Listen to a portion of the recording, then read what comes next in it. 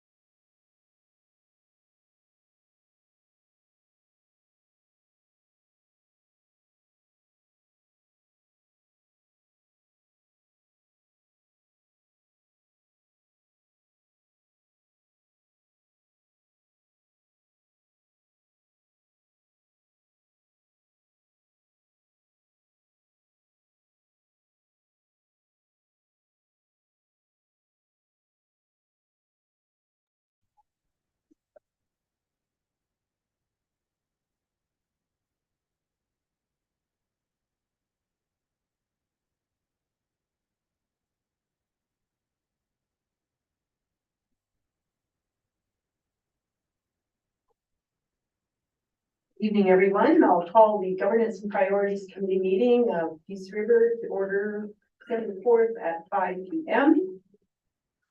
We have the agenda in front of us. Are there any additions or deletions? I have none, Your Worship. Thank you. Okay, would someone be prepared to put forth a motion on that matter? Councilor Card looks like he's making the motion. So you read it. I'd like to move that we accept the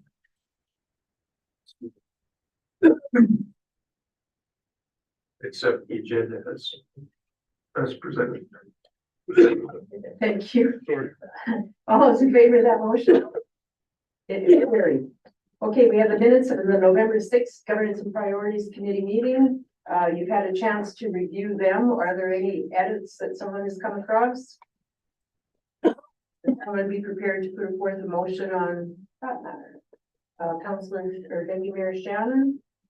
Move that council adopts the minutes of the November 6, 2023 Governance and Priorities Committee meeting as presented. Thank you. All in favor? It is carried.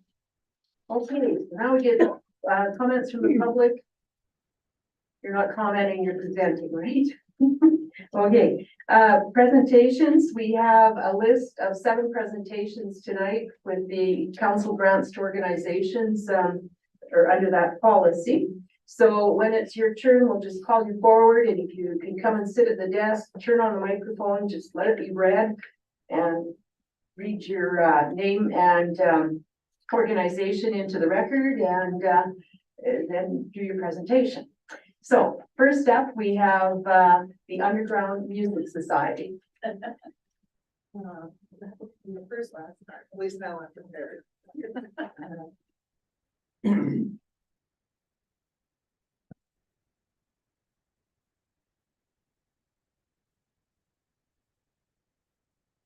Hi, it's Sue Rankin from the Underground Music Society. And Lorraine Marshall from the Underground Music Society. I'd like to say hi to everyone. I'd like to start off by thanking you guys for the last grant that you gave us. It really helped our start to our season in September. It was a success, and it worked quite well. Unfortunately, being that we are a nonprofit in the way we are, we still need the assistance. And what we would like to do is get help with our end of February gig, but also we need new start to get new sound systems, because ours is beyond ancient. It was used when we bought it 20 years ago, so it's something something that needs to be replaced. We're doing it bit by bit because it's not something that we can do all out and spend $10,000, but we're doing, you know, $400, $500, $700. We need a new amp and that comes to $700. So that's kind of our most pressing piece of equipment. I think that's kind of all for me, but I know Loran wants to speak a little bit. Ladies and gentlemen and fellow community members. This is why the Underground Music Society is important to me. Imagine a place where social, economic status hold no sway, where people from all walks of life come together on neutral ground. This is the third place, a leveling ground that fosters a sense of commonality among its diverse inhabitants. Some of the characteristics of a third place are, it is neutral ground, a space where prejudices and biases are left at the door. It's a leveling place where everyone is welcome regardless of their economic or social standing. Conversation is not just encouraged, it is integral to the experience. This is a place that is accessible and accommodating, ensuring that everyone feels at home. One key indicator of a thriving third place is the presence of regulars. Individuals who, like me, have found solace and connection in these types of spaces over the years. The beauty of a third place is its unassuming nature. It keeps a low profile, allowing genuine connections to flourish. It becomes a home away from home, a sanctuary where people can be themselves without judgment. For the past 2 decades, I've been an avid participant in the Underground Music Society events. I take pride in witnessing my daughters not only attending these events, but actively volunteering and finding their own sense of belonging. This community has become more than just a gathering place. It is my church, a sacred place where connections are forged and spirits are lifted. It's very important to me. I've been going to the Underground for a long time, and being a single parent in Peace River, having a place that I can go to where there is no judgment, no pressure, and a sense of belonging has been very important to me. COVID, we lost a lot of our third places in lots of our communities, particularly in our rural Alberta areas, because of funding and just monies. So I really just hope we can continue to support the Underground Music Society for another 20 years. 25 years would be wonderful. And most of this information I got was based on a book by sociologist Ray Oldenburg from a 1989 book called The Great Good Place. Thank you. Thank you for your time. Thank you. So I should just explain that tonight we're basically listening to the presentations. We might have a few questions, but any decision will happen at our December 11th council meeting. Yeah, Not to worry. Do you have any questions for us? I do. Okay, so we'll keep them fairly general questions. Well, carry on and I'll let you know. You let me know if I go over to stop your camera there and I'll stop. Okay, my first question. Liquor sales 700 and liquor costs 600. Like, how the heck, in what universe does that even add up? Well, because a lot of times we have leftover liquor from the dance before. No, but I mean, aren't you selling your liquor? Yeah. Well, then your income, your expenses are 600. You're only making $100 on your liquor. We don't really make that because what would have happened, was the September dance. And we had to buy extra liquors. So because a lot of times we do carry our liquor from dance to dance, but because there was a break from April till September, all the beer, leftover beer we had to dump in the sink. But your last application, it was the same thing, 7 and 6. Yeah. So I'm not We don't know. those numbers don't add up. Well, because we don't really charge that much for. But you should be though, because I mean, to make your Well, but people don't pay for it. When we do, we try the bitch. okay. Groceries, $350 for groceries, and then you have no income on that. Where is that for? The groceries are for making the chili that we have. And you sell that? Yeah, we sell for a liquor ticket. So that's kind of part of the liquor sales. And we serve the dinner for the band. So we buy groceries to make the dinner for the band. You're buying groceries, but you're not selling the meals or anything. No, No income from there's that. no income at all from the groceries because we're getting, it's part of the. But you should Well, no, what we're charging, we're not gonna charge the band. This is not, that's not for the public that we're giving the groceries for. The groceries are for the band that's playing. You make $350 to pay them for, to give them something. Well, a lot of times it comes up to be $150 to $200 to buy groceries for the band, like for to feed 15 people. It's, And cause we pay for our volunteers, whoever helps that day, or who's there, like with the sound guy. It's usually myself, our vice president, and their children come, so it's usually about 15 to 20 people that are having dinner. And it's Okay. free for them because it's because we don't pay our so the volunteers. $350 is strictly for you, your volunteers and your And the band. buying the band, but Yeah, no one sponsor. Okay, that's all my No. questions. no, we'd Thank love you. to have a sponsor.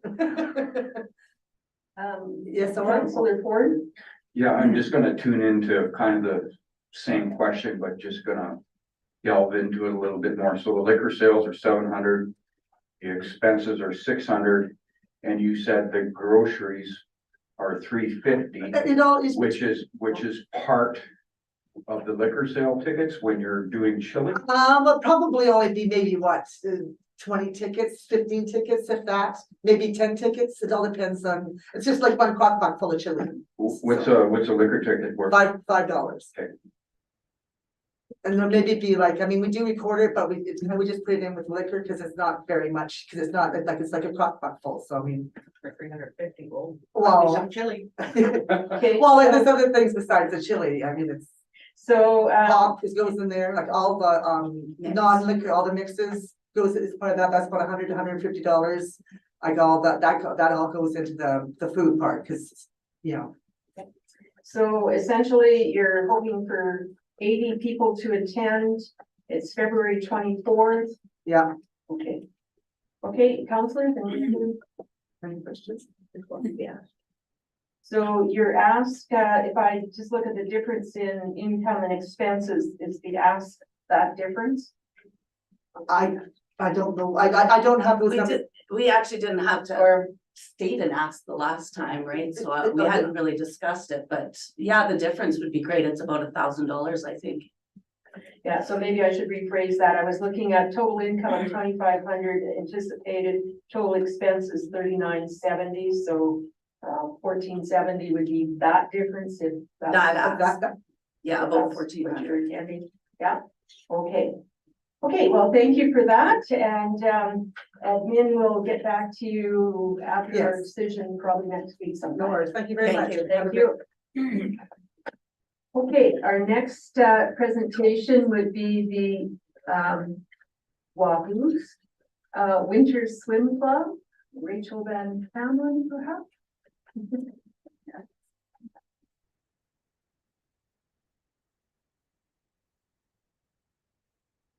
My name is Rachel Van Tamlin. I'm the treasurer for the Peace River Winter Swim Club.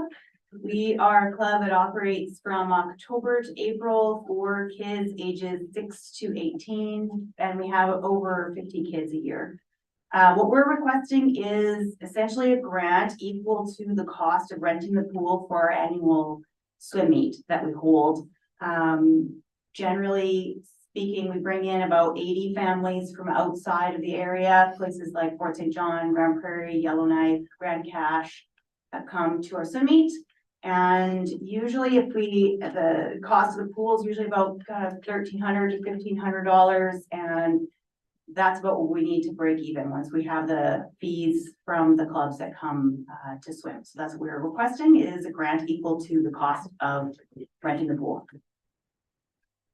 Okay, councillors, questions on this matter? Councillor Ford? Is it a typical ask for the pool offset rental every year? Yeah, we've asked for it every year. We didn't get it last year because of the way, I don't know, grants were running different last year or something. And so we covered it with some of our casino funds, but we won't have enough to do that every year. So, yeah. Okay, other questions? Looks like that was short and sweet. Thank you, Rachel, and you'll be hearing from us. Thank you. Thank you again. Okay, third one is the North Peace Navigators. Would like to come forth.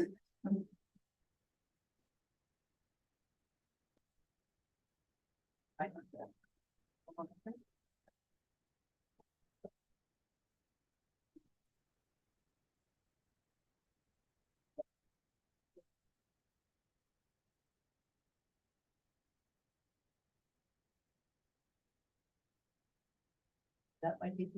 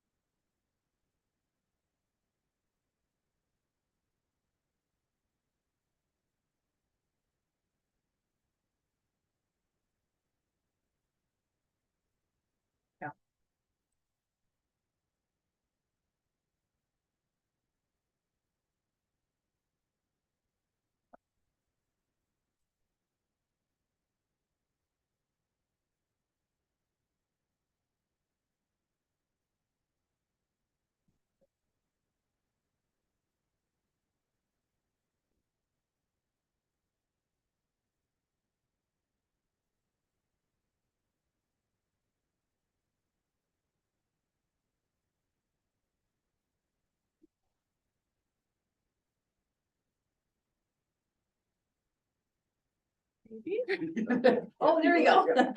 Nope, I don't anymore, I'm good.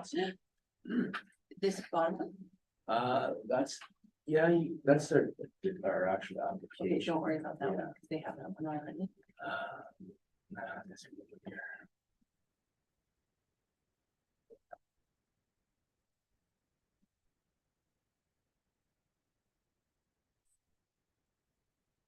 Hello, hi, Jody Benza. I'm the head coach and general manager of Northeast Navigators. Joe Fawcett, the coordinator for the Junior B Provincials.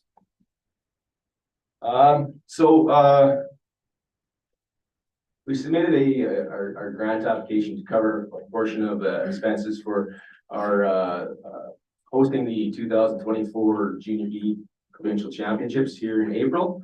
So I wanted to just, I'll go through this quickly. I won't go into the details, but I guess just to show you the bid package that we submitted to Hockey Alberta as part of the bidding process. And then we were fortunate enough to be awarded. There's 5 leagues in Alberta for Junior B, and the way it rotates is every year, each league has the opportunity to host the championships. Let's get to here. Last time we hosted was in 2010 in the Northwest, or for the Navigators. Northwest League last hosted in 2018, which was in Fort St. John. So 2024 is again our turn, and we were the successful applicant. Again, 6 teams, so 5 teams will be coming into town for the event. And the event's April 3rd to 7th of 2024. We have worked with I guess Tanya's group, Megan in particular, and some information on the Baytech Center to promote our facilities here in town. We've worked with the Chamber of Commerce and other different businesses to promote them as in hotels, restaurants, even with Mighty P Chevy to donate courtesy vehicles for teams as they come into the hotel, to the provincial championships. We've set up a committee, different roles and responsibilities throughout different community members throughout the counties, through the Town Peace River. We get to the business plan portion of it. I'll go to sort of the economics here. Again, we just sold our facilities. So we've approached, we've got 4 hotels that have committed 135 rooms for the event through that week. The requirement is 120 for the bid as a minimum. So if we go to, we're gonna have a ticket sale, we've got sponsorships that we've put together, and I think our budget is somewhere around the $60,000 to $70,000 range for revenues and expenses, with just a slight shortfall. Getting to this here is where I want to go. Yeah, so the tournament's expected to just direct costs with we talk about hotel rooms for 5 nights with 5 teams, approximately 30 team members for each team. Meals included on that for 4 days, 5 nights, and then various fans or other people coming in, community officials, as in referees and also other tournament officials. We're estimating you're probably going to have around anywhere from $150,000 to $170,000 direct spend. And that doesn't count, like a business like Caribou Cresting, where people buy merchandise and those sorts of things. So that's not included in this.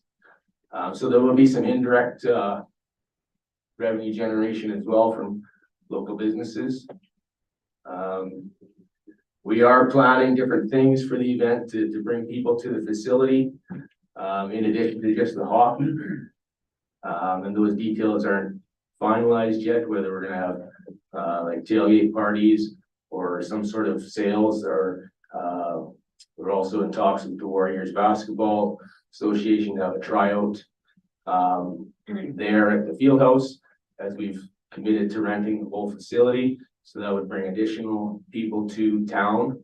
Again, that's not confirmed, but those are some of the ideas we have and that we've presented in the bid package to Hockey Alberta as well. We will be working with different community organizations, minor hockey, obviously, for couriers, players to help the teams coming from town navigate their way around town.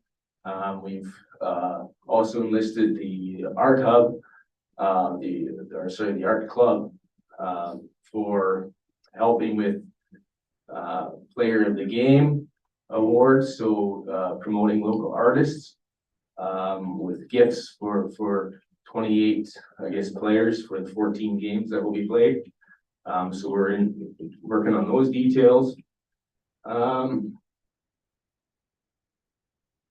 Volunteers is one big thing that we'll be reaching out to different community organizations for as well, to host the event in each day.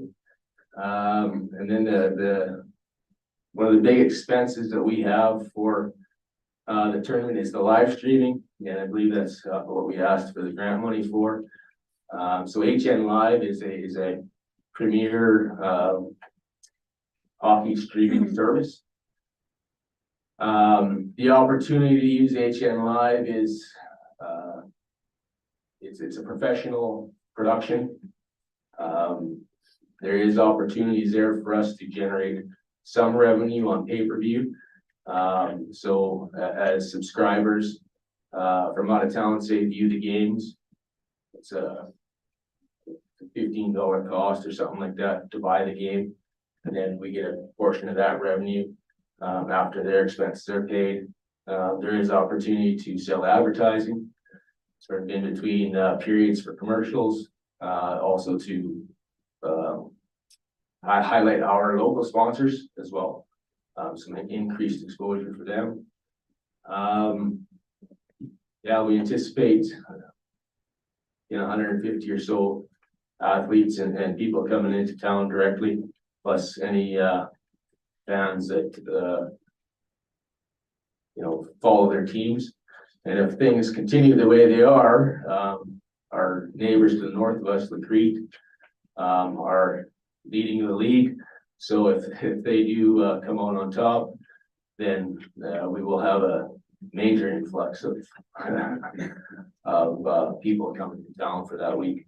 But regardless, it's a great organization, great event for us, for our organization. Yeah, it's one of the elite, I guess, events for Junior B hockey in the province, and yeah, we're looking forward to it. So, Thank you. Looks like for sure a major event. Questions? Deputy Mayor? I understand you haven't had provincials in town for quite some time. 2010. Yeah, I see this as a really good opportunity. I know the Economic Development Committee has discussed it, and I know there's support there. I know the Chamber of Commerce has discussed it. I think you're gonna have a lot of community support and buy-in. And it's also going to be an excellent chance for us to measure data on these kind of events coming to town. I can see possibly more than 500 people coming to town, and for the swim one as well. You're going to have a lot of people there, and if the whole town got involved, this could be one of the main things that we've been waiting for, to do this kind of testing on who's coming to our town and why, and especially if it's hockey, you're gonna get a good buy-in because that's probably the most important sport in the north, it seems. So, yeah, that 2010, that's over 10 years ago, so I think you're due for a big event. Yeah, thanks, Shelley, and then, yeah, the other thing too, I should mention with the bid package is we do have to offer a legacy fund. Or, so, you know, let's say, I know our budget shows that we're at a deficit right now, and this grant would help, remove that, but, you know, any of the profits that we make from this, obviously, one of the things is we want to make a profit. It will help our organization. But we can't keep all of it, so, we have to, dictate or promise, I'll say, to Hockey Alberta that if we do make a profit, we do need to donate some of those profit funds back into the community or to hockey or something. So we did put on our bid package that we would create for legacy, we would, hopefully we can create a scholarship, for graduating navigators. So, either to pursue a post-secondary or trade certificate. And then also, if there's some money there, we would like to provide some funds to assist betterment of some community facilities that will benefit all user groups. And then also, one of the other ones we said we would help Future Navigator by covering registration fees for players that are less fortunate in order to keep them involved in hockey. So if there's a person that can't afford to register themselves in minor hockey, then, you know, they would apply to us for assistance with their minor hockey funds. And so those are the types of things that we would like to give back as well. Thank you. Councilors, any further questions? Councilor Ford? I totally agree with the deputy mayor's comments. This is huge for the town and the community with that amount of people coming in. One question I do have, are you doing presentations to our neighbors up the hill or any of the other surrounding municipalities? Yes, we did put a grant in with the MD, and we've been invited to speak there next week. So, sorry, did you say, do you mean Northern Sunrise? Yes. Okay, Okay, sorry. thank you.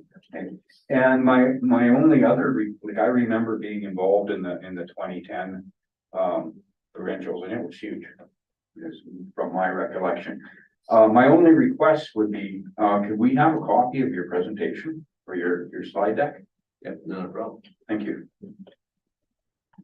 Any other questions? Maybe just to clarify on your ask, because you had mentioned the streaming pay-per-view and then the ask is down here. So what would be your total ask? 25,000. Thank you. Okay.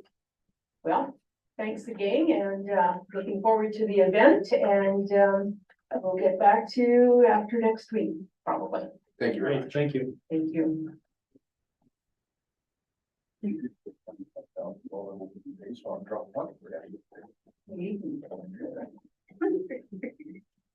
Okay.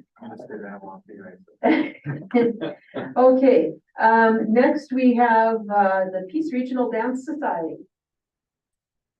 Come forward again, please.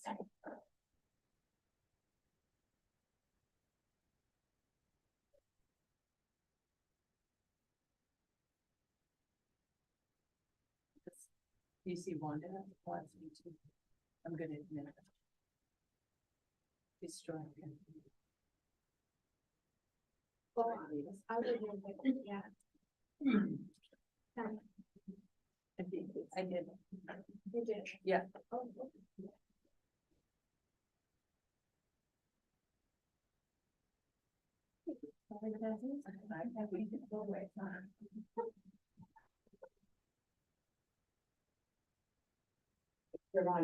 Hi, I'm Ashley Whittleton. I'm the president of the Peace Regional Dance Society. Sammy Allen, I'm on the board for the Peace Region Dance Society. And we are looking for funds to do our first annual daddy-daughter dance. So this has never been done in Peace River before, and we're looking to expand. We need more dancers. So what we were planning to do is, what's the date here? So Saturday, February 10th. And I think what we asked for was 5,000. Hey, did you guys get the budget in there? Yes. Okay, just making sure, So because we it- just got it. No, so it has been since, so Courtney is our other board member that submitted this. It has changed since she submitted it. Peace Valley Inns is going to donate a ballroom, decorations, and I believe discount A discount on food. Yep. Which was great, that's awesome. So yeah, it'll be held at the Peace Valley Inn Ballroom. Our ticket sales, we want to put those on sale as soon as possible. And that's through, it's Eventbrite, if you've ever heard of that, it's an online, okay. It will be open to the public. Yeah, open to the public. It'll be a winter theme, Wonderland. We'll have a DJ dancing, pictures, hot chocolate, face painting. We will offer food as well, like a supper. We'll be sending home gift bags for the daughters. We plan on doing a Polaroid picture for everybody that they can just take home with them. We're planning to have door prizes that we'll get from the community that are to support daddy-daughter dates in the community. If there was a surplus of money, we would also put that into our signage.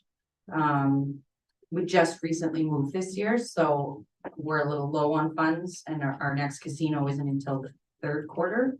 The sign would benefit the town, so they know that there's a dance club there. So lots of people don't even realize that we have one in town.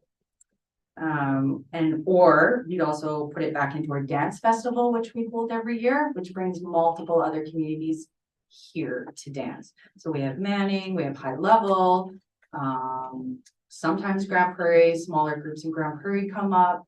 High Prairie, Spirit River, Donley, so there's quite a few that come into town and do that.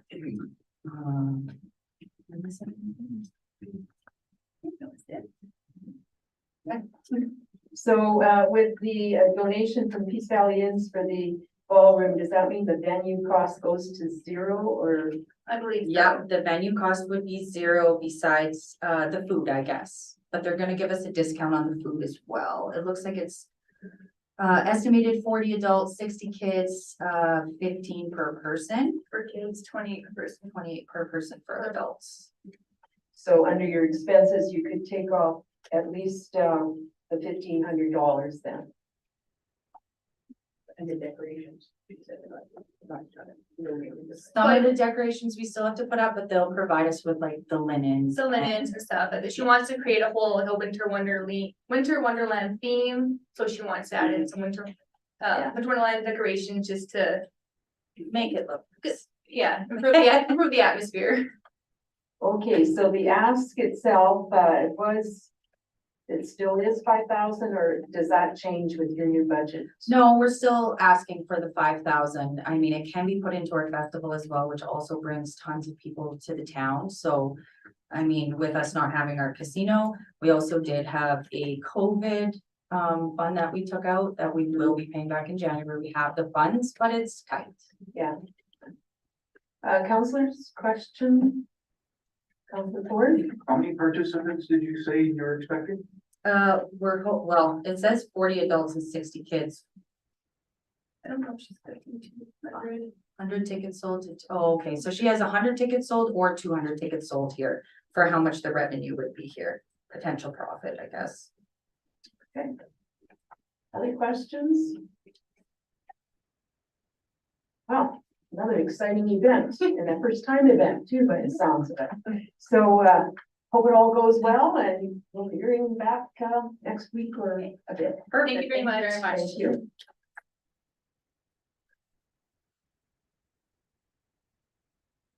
Okay, number 5 on our list is Peace River Curling Club.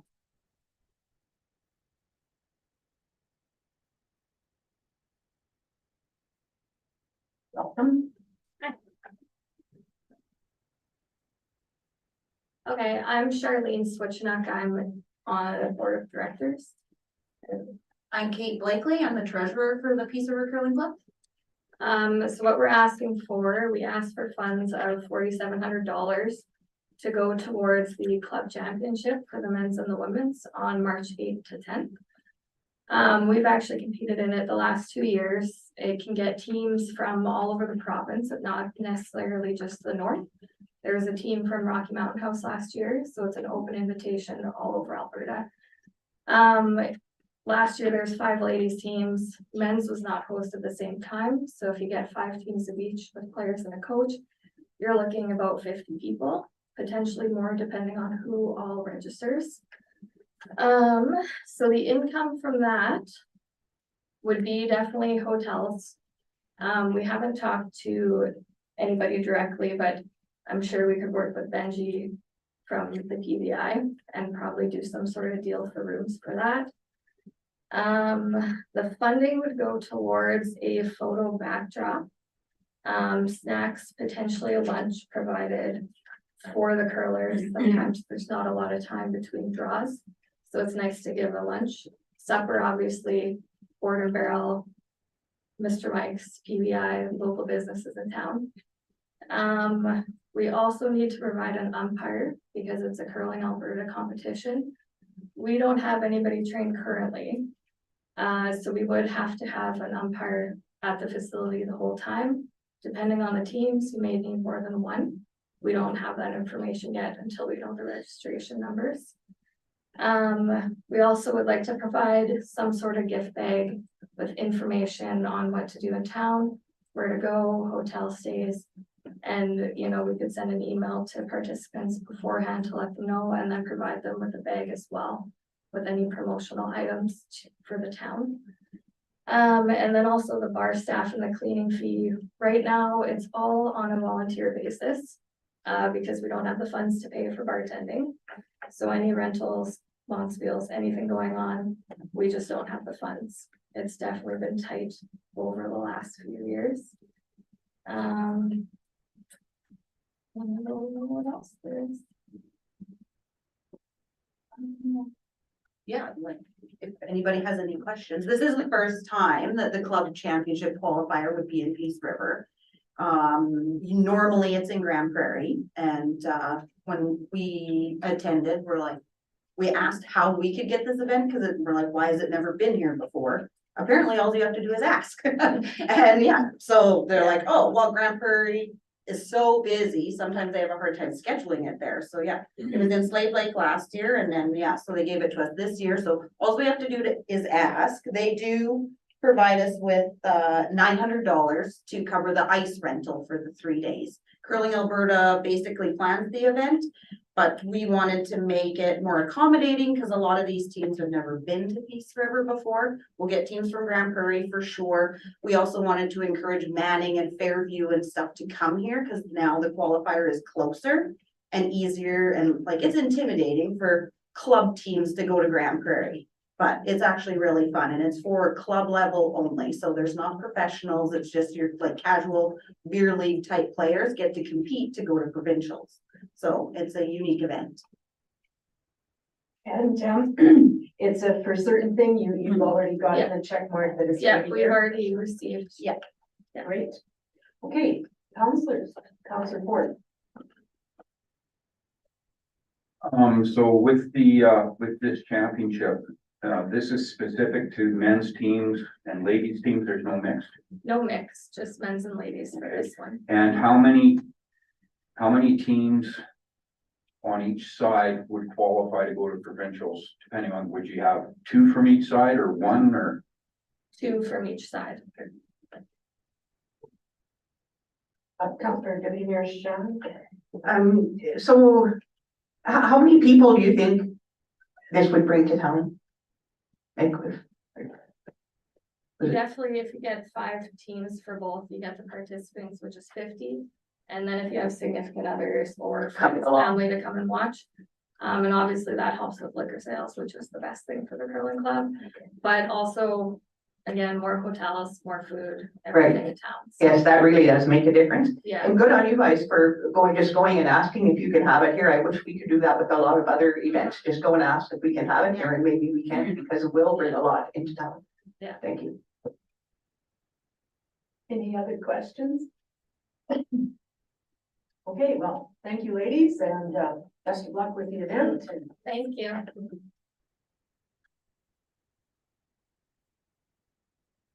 Okay, the next one is the Alberta Food Matters. You're likely attending virtually. Okay, There. Oh, there. Okay.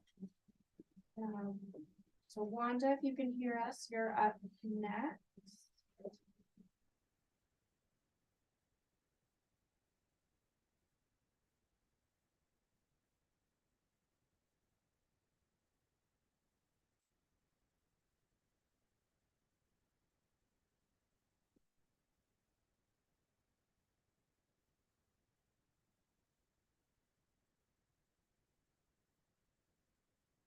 can she hear us? Or we don't know yet?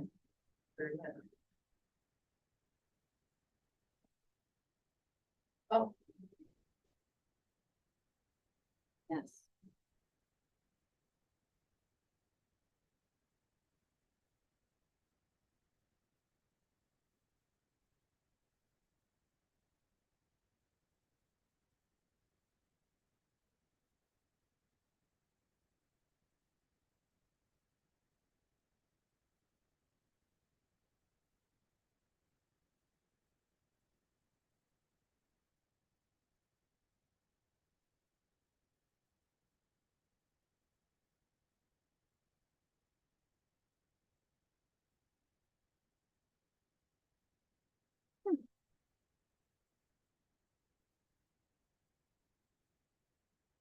Anybody know more about Zoom than I do? Is it not letting you unmute?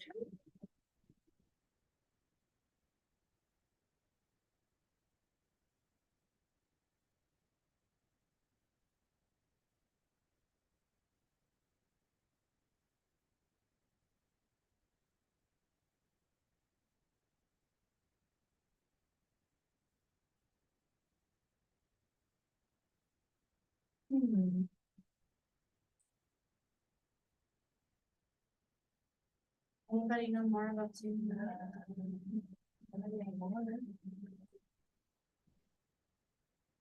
The little three button, a dot thing on the below that one. That's all, but.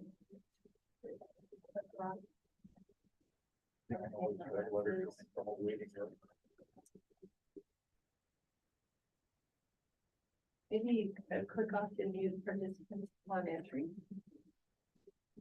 What about that one?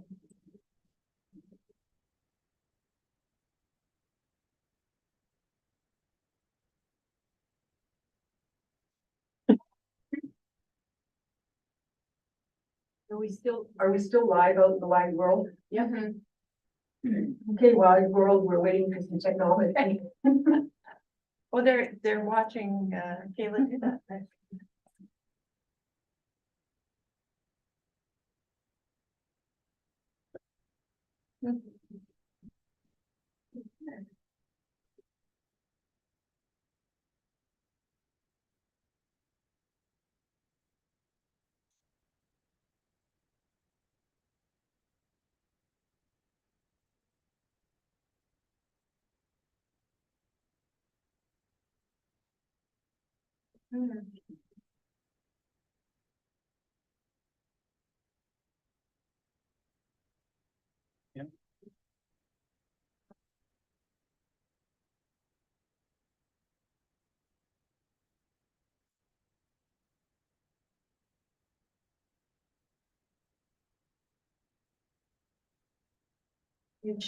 Coming back.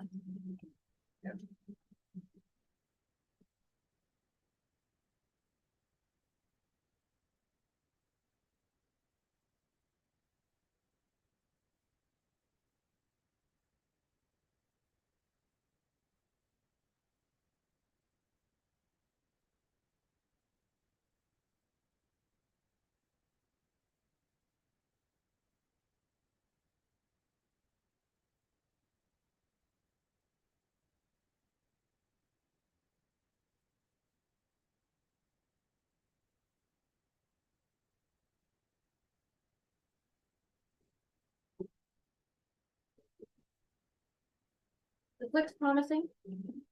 That's very promising. Yay. Thank you. Okay, so Wanda, if you'd like to introduce yourself and present your presentation.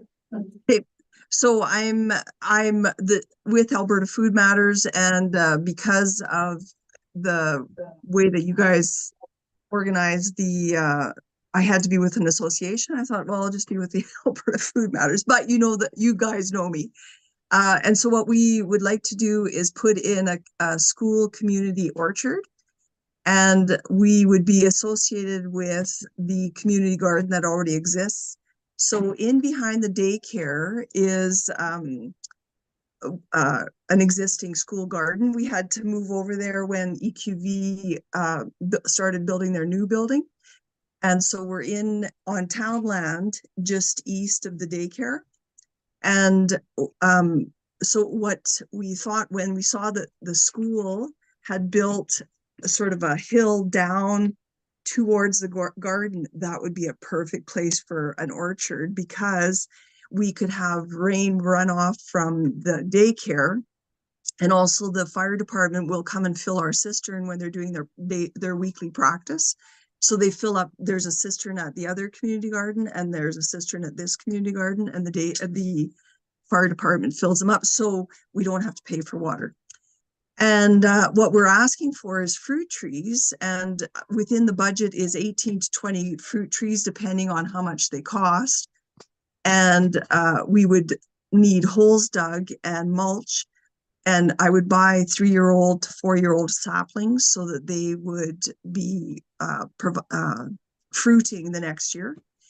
And the benefit of the community is because it's along between EQV and the daycare and Springfield, I have already talked to the teachers. So particularly for the preschool to K of EQV, or sorry, the preschool to grade 12 of EQV, their foods classes would be involved with using the garden. Sorry, my grandson is playing ball, and I've said to him, I don't want any noise. And anyway, so I think he's finished playing with that ball.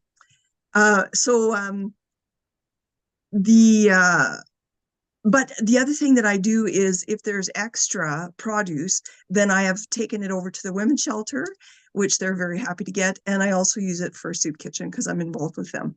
So I have reached out to the community, to the homeschoolers, the 4-H, and the schools, and everybody's really on board. The 4-H and the homeschoolers could not come tonight in person, but they said they'll write letters of support if you guys would like it. Anyway, so I think it's quite a wide breadth of community involvement, and it wouldn't just be the orchard, it would also be the garden. Anyway, so yeah. So the community garden that you spoke of that was already there, was it the one that was on the corner of the old? No, we had to move it. That was different.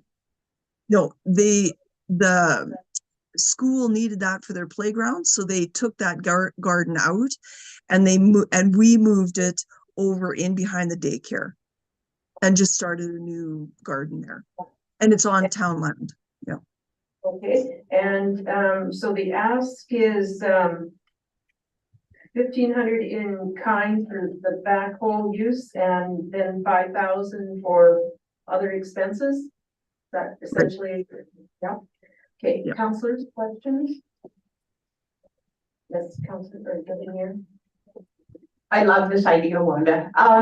Shelley. Is this for all schools, or what schools would utilize it? Just those three, like the Springfield, EQV, and the daycare then would be the only schools having access?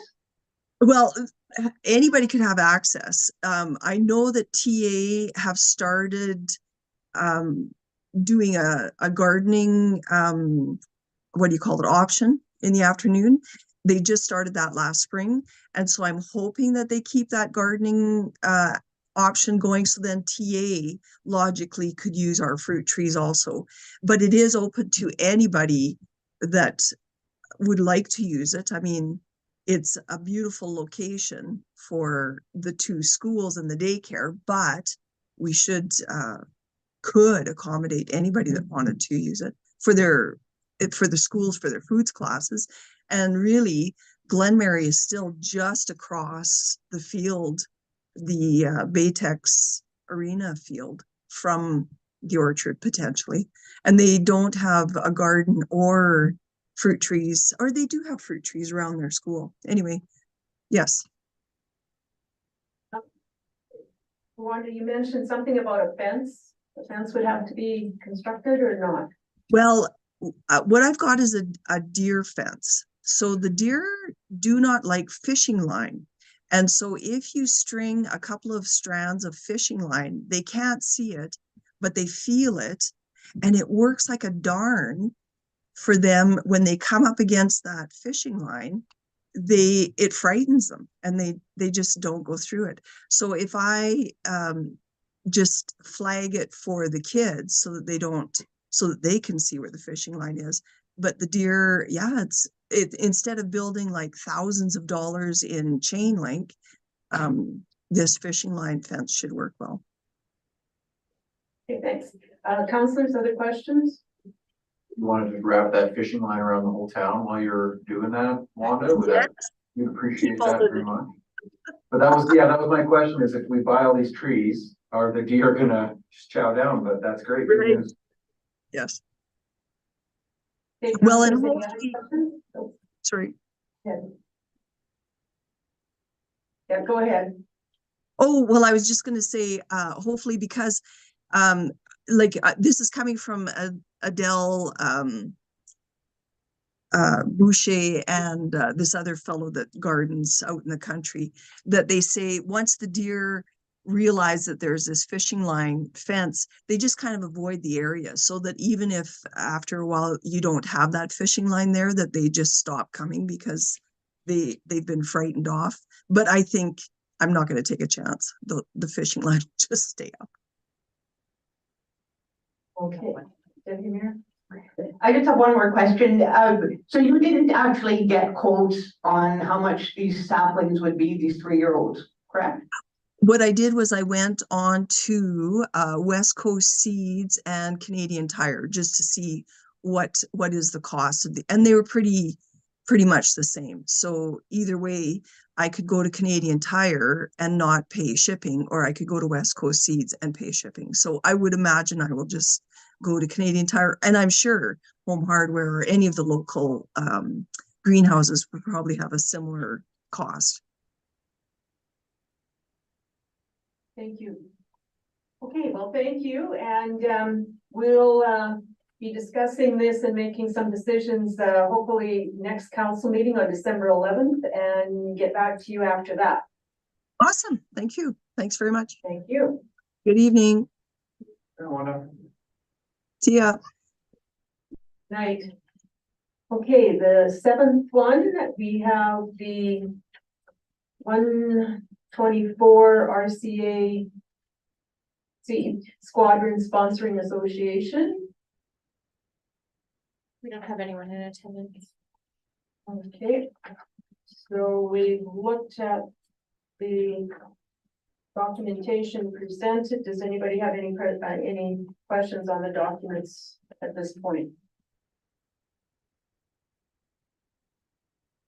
Okay, I guess with that,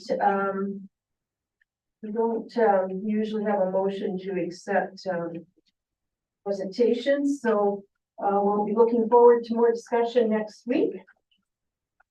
And thank all the presenters for applying.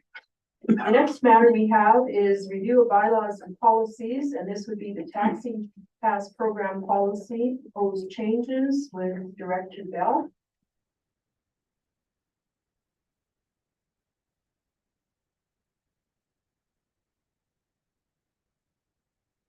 Thank you, Your Worship. Council, before you this evening is a continuation of the conversation around the taxi pass policy. As council may be aware, we've had a number of conversations about this particular policy This is in follow-up to a public engagement process that was done October. I'm sorry, October through November, approximately 4 full weeks of public engagement. We specifically looked at a number of issues that were identified earlier around the policy. One, clarifying sort of our independent minors section within the policy, some clarification within the wording itself. We also asked the public around the seniors income testing all seniors, regardless of whether they were grandfathered in the existing program or not. And we had a request to the public around addressing the CPP or the change to the benefit category and requested their feedback. In addition, lastly, was the subsidy component, removing the fee from the policy, but also identifying what the subsidy level change is being proposed to be included in the policy over a 4-year period. So there's a very specific subsidy adjustment. Unfortunately, we received very little feedback. There was a number of individuals who did respond and provided quite detailed responses, but the number of respondents was very extremely low, insignificant when you're looking at proper statistical analysis of public engagement. Though the comments and feedback is very valuable in each individual comments that received. The full details of the verbatim feedback is attached for council's review and to take into account in any decision making that or you'll be engaged with this evening and in future meetings. General summary notes from those feedback responses, sort of general themes. Survey respondents were very evenly split, literally 50-50 on the income testing of seniors. We had as many individuals comment that it was a good idea to income test all seniors, as there were the same number of individuals that responded that no, don't income test seniors. And please note, and you'll see it in the feedback, not everyone responded to every question that was asked in the survey. Some chose to answer only 1 out of the 3 or all or just 2. Questions regarding the disability seem to really cause confusion. And if I take council back a little bit, the reasoning about putting in a disability category was in response to a human rights complaint, specifically around access to the program through a disability or a medical request. Ultimately, this is an income-based program. So that is where the Human Rights Commission sided with the policy as an income-based program, but we left in a category specifically that identified disability just so that it gave the community an opportunity to see that it is a category. You don't have to be an AISH client to access the program. You could be an individual with a disability not on AISH, but there is still an income level.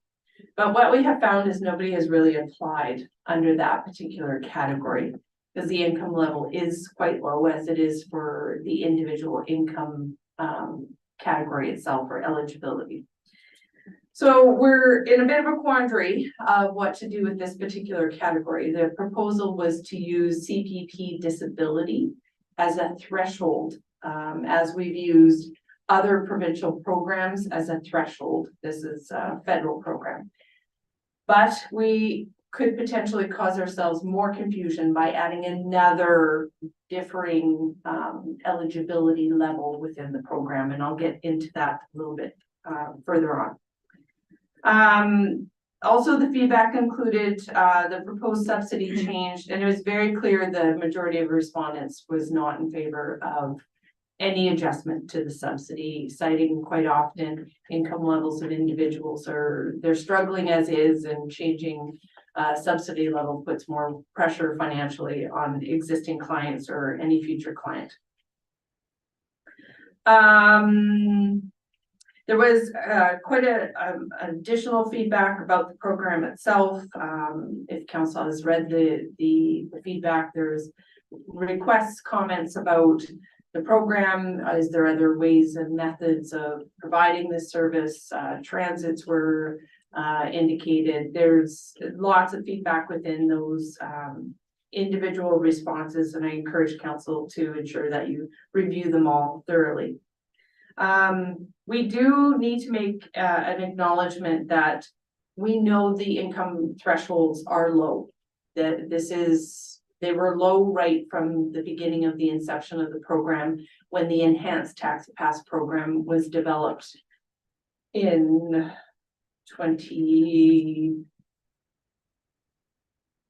my memory fails me.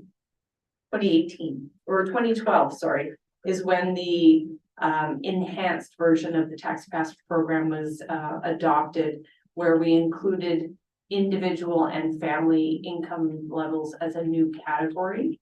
Prior to that, the program was specifically for seniors and individuals on AISH only.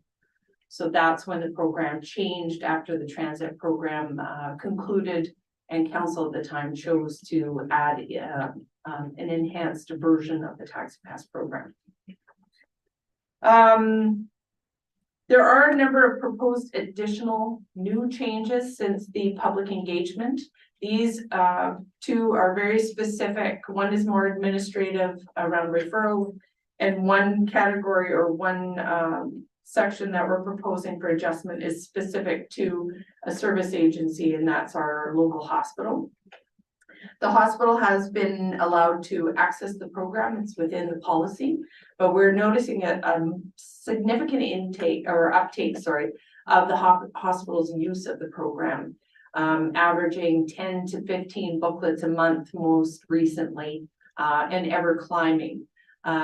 What we would propose to council, because there's some concern that how the passes are being used. The original intent was if somebody is taken to the hospital by an ambulance or however means that they get there and they have no way of getting back to their place of residence within the community, keywords within Peace River, this was an option for assisting those individuals. Typically, they come to the hospital with no wallets, no other items with them, so it was an option to get people home. However, we're seeing a significant uptake of use of the program, and we have very little way to kind of manage how the hospital is utilizing them, though we understand there's some real value in terms of the hospital potentially using this program as opposed to other ambulance services and other means of transporting people elsewhere. So there is definitely a potential value of allowing the hospital to maintain access to the program, but we are proposing some restrictions to that access because it can't be just a completely open door. Administration is proposing to limit the number of booklets per year, and just based on sort of their average usage, we're proposing 10 booklets a month, so 120 a year, which would be approximately a $10,000 to $11,000 expense. The other component that administration is proposing for an adjustment to the policy is our referral program, or our referral system within the policy.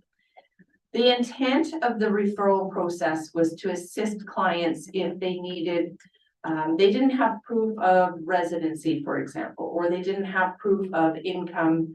There are lots of situations, and we have endless stories of clients that have various circumstances that don't allow them to be able to present paper documentation always.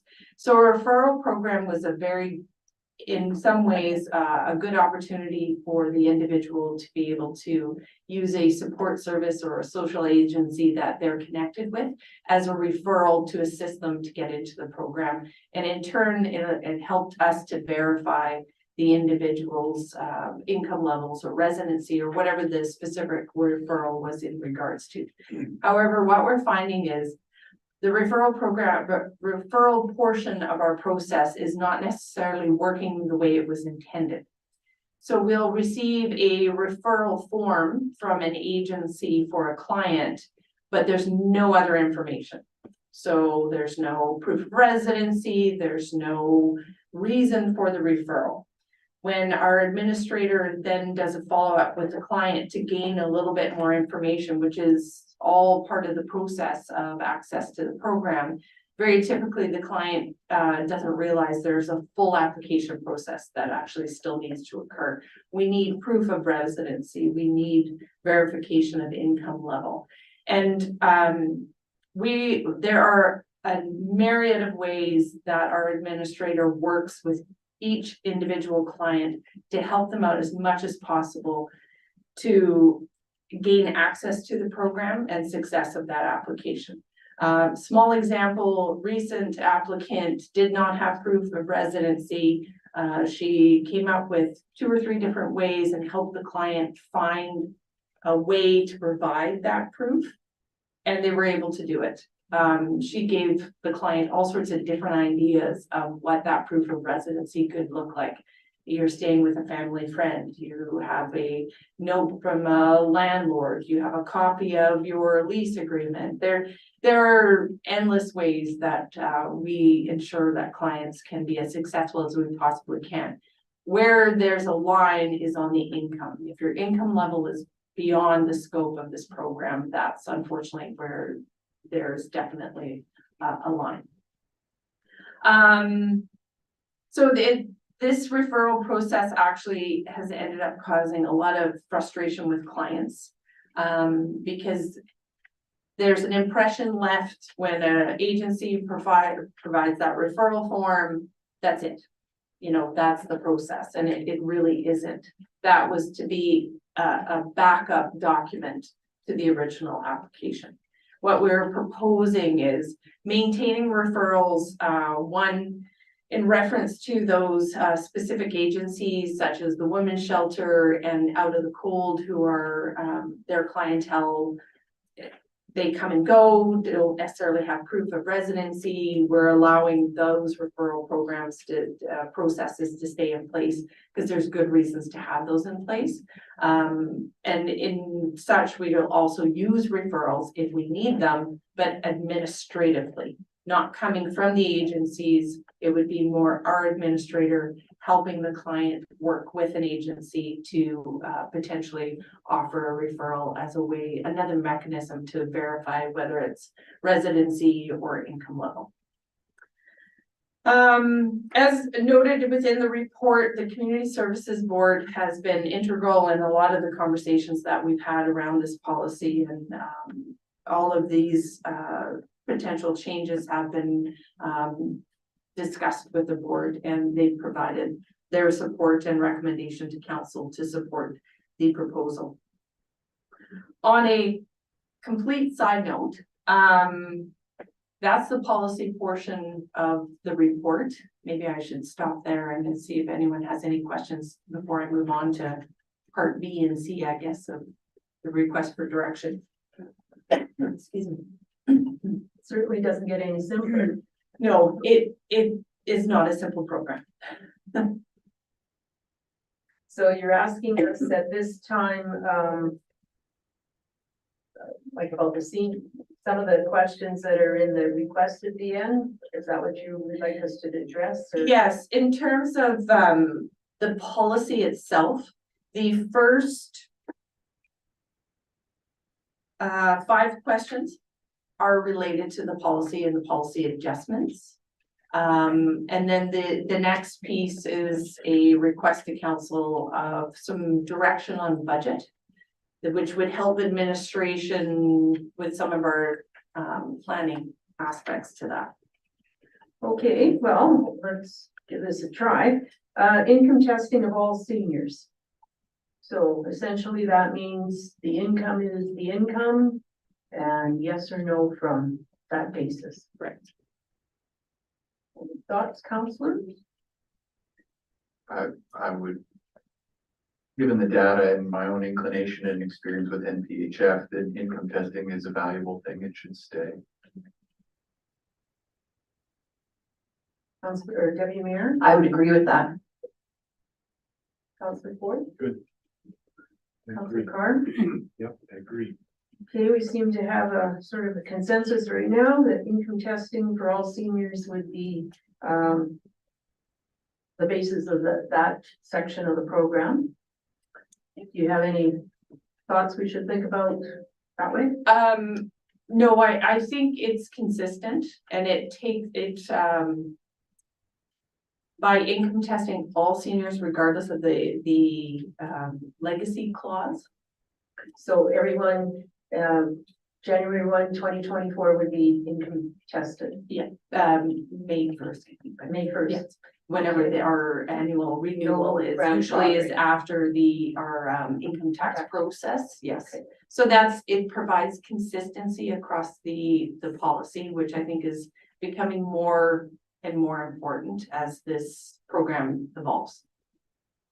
Okay, second category or second item would be disability categories. So on this, it's looking at whether the Canada Pension Plan disability program would be the criteria. Correct. Or administration is proposing to remove the disability category altogether. We could leave it as is, which just says disability category, but the income level is the same as the individual income level. Or we remove it completely, because really it's just the same as the individual income level. So it's a bit redundant. The CPP disability category proposal, we thought it was a great idea. It may not be, because we're also then introducing another differing income level, which it becomes a little more confusing again.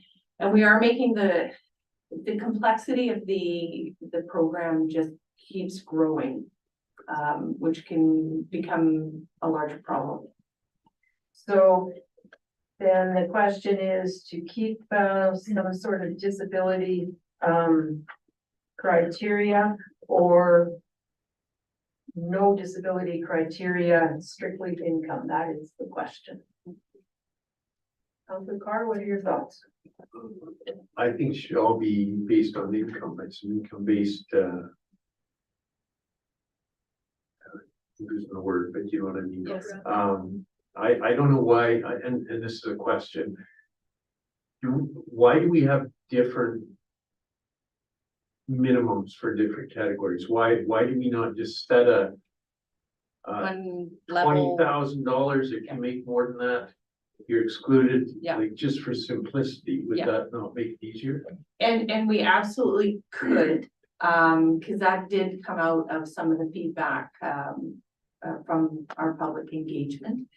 The seniors category and the age category, originally the seniors category had no income level. So that's when we introduced an income level last policy development, I'm gonna say a year ago, possibly longer, maybe 2 years at the most. And we had to choose an income level to put in for the seniors category. We chose the Alberta Seniors Benefit as the income category eligibility threshold, because it's a provincially recognized program. It was sort of based on an existing program for very low income seniors. That is the threshold for seniors to access other benefits to the province. AISH is an income level all of its own, and that was an original category within the program. So that benchmark was set for AISH, and that level changes depending on how the province funds the AISH program.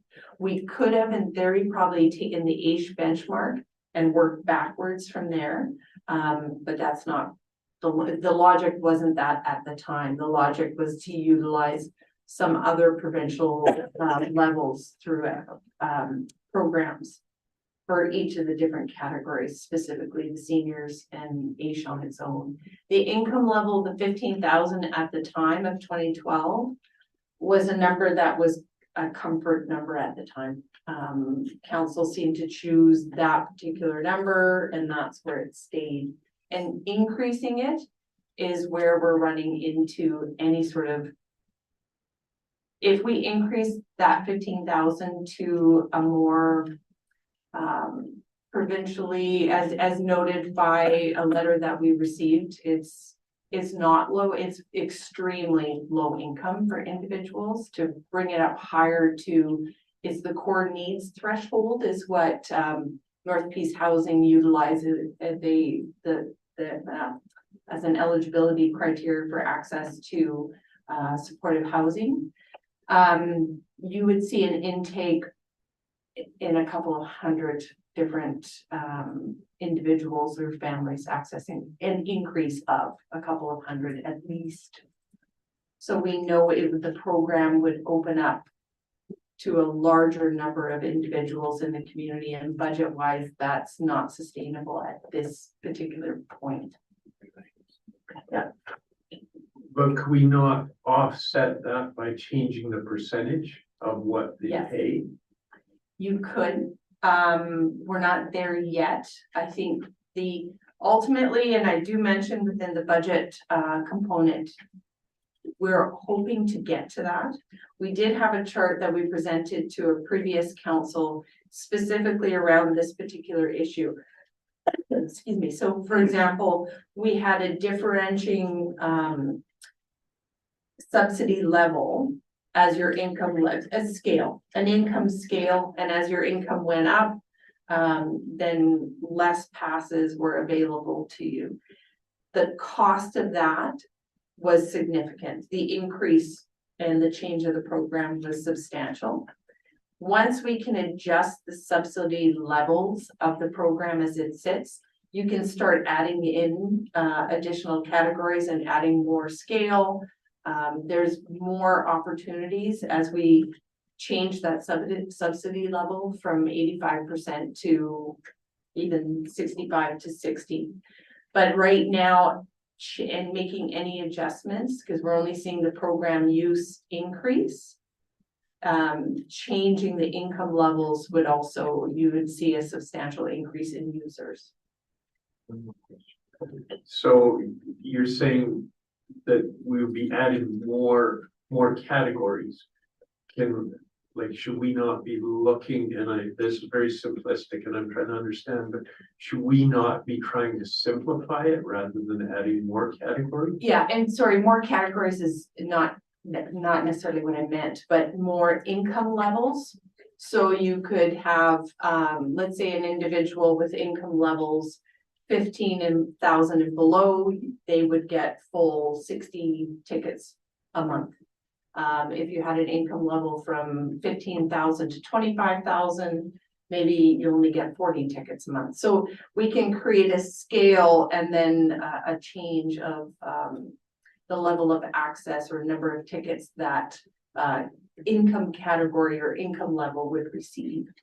Yeah. And we would use that across the board, no matter whether you're a senior age. At that time, we could make an adjustment to that style of system.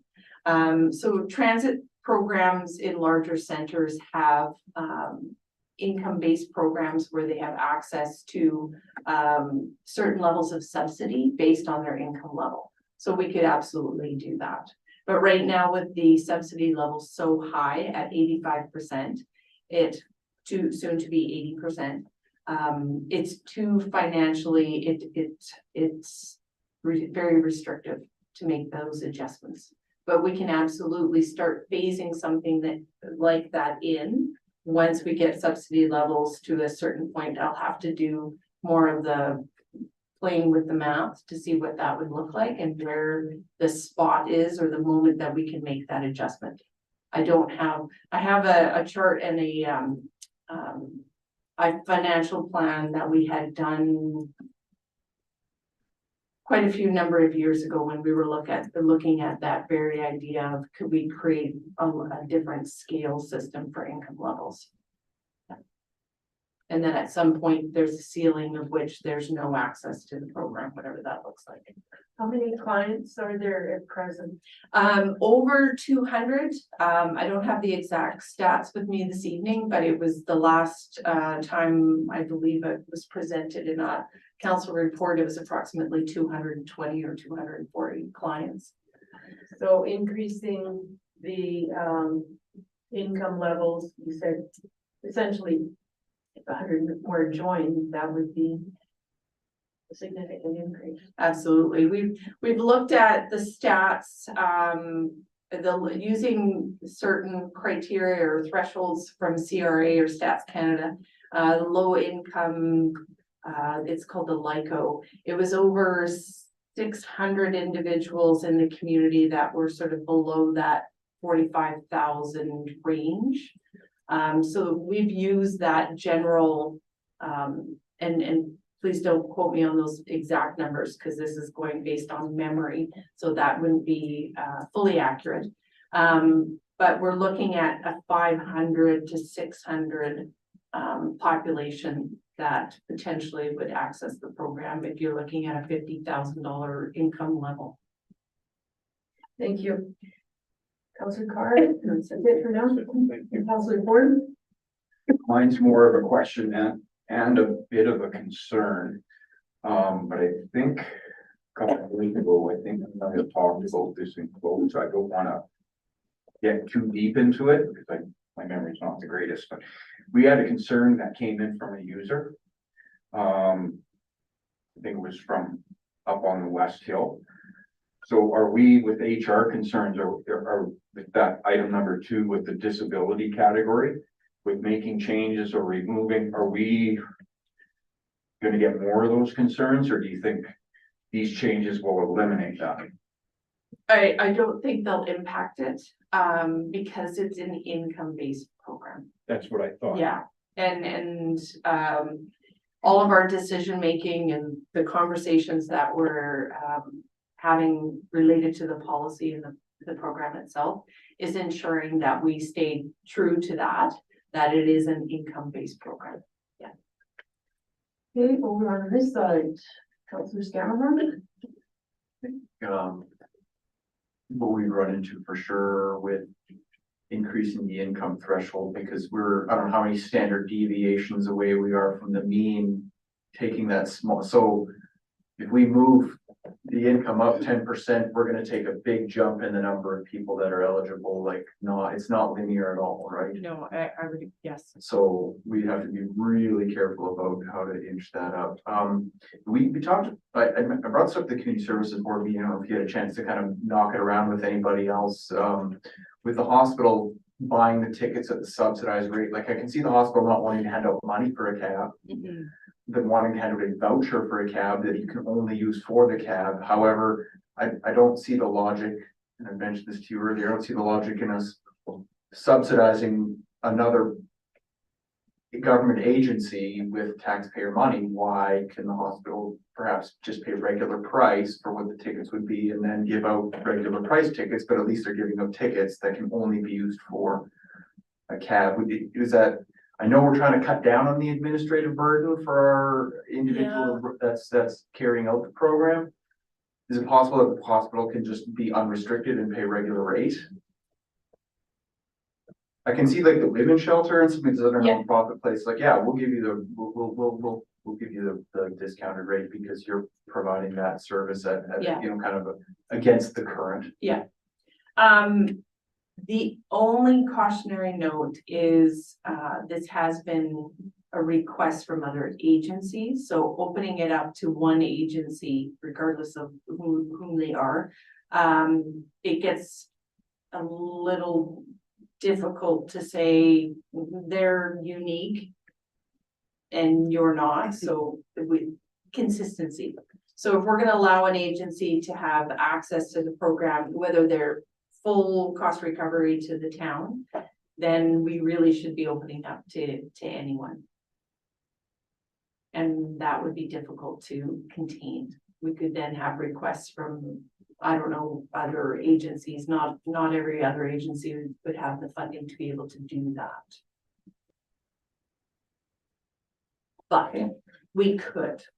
And then just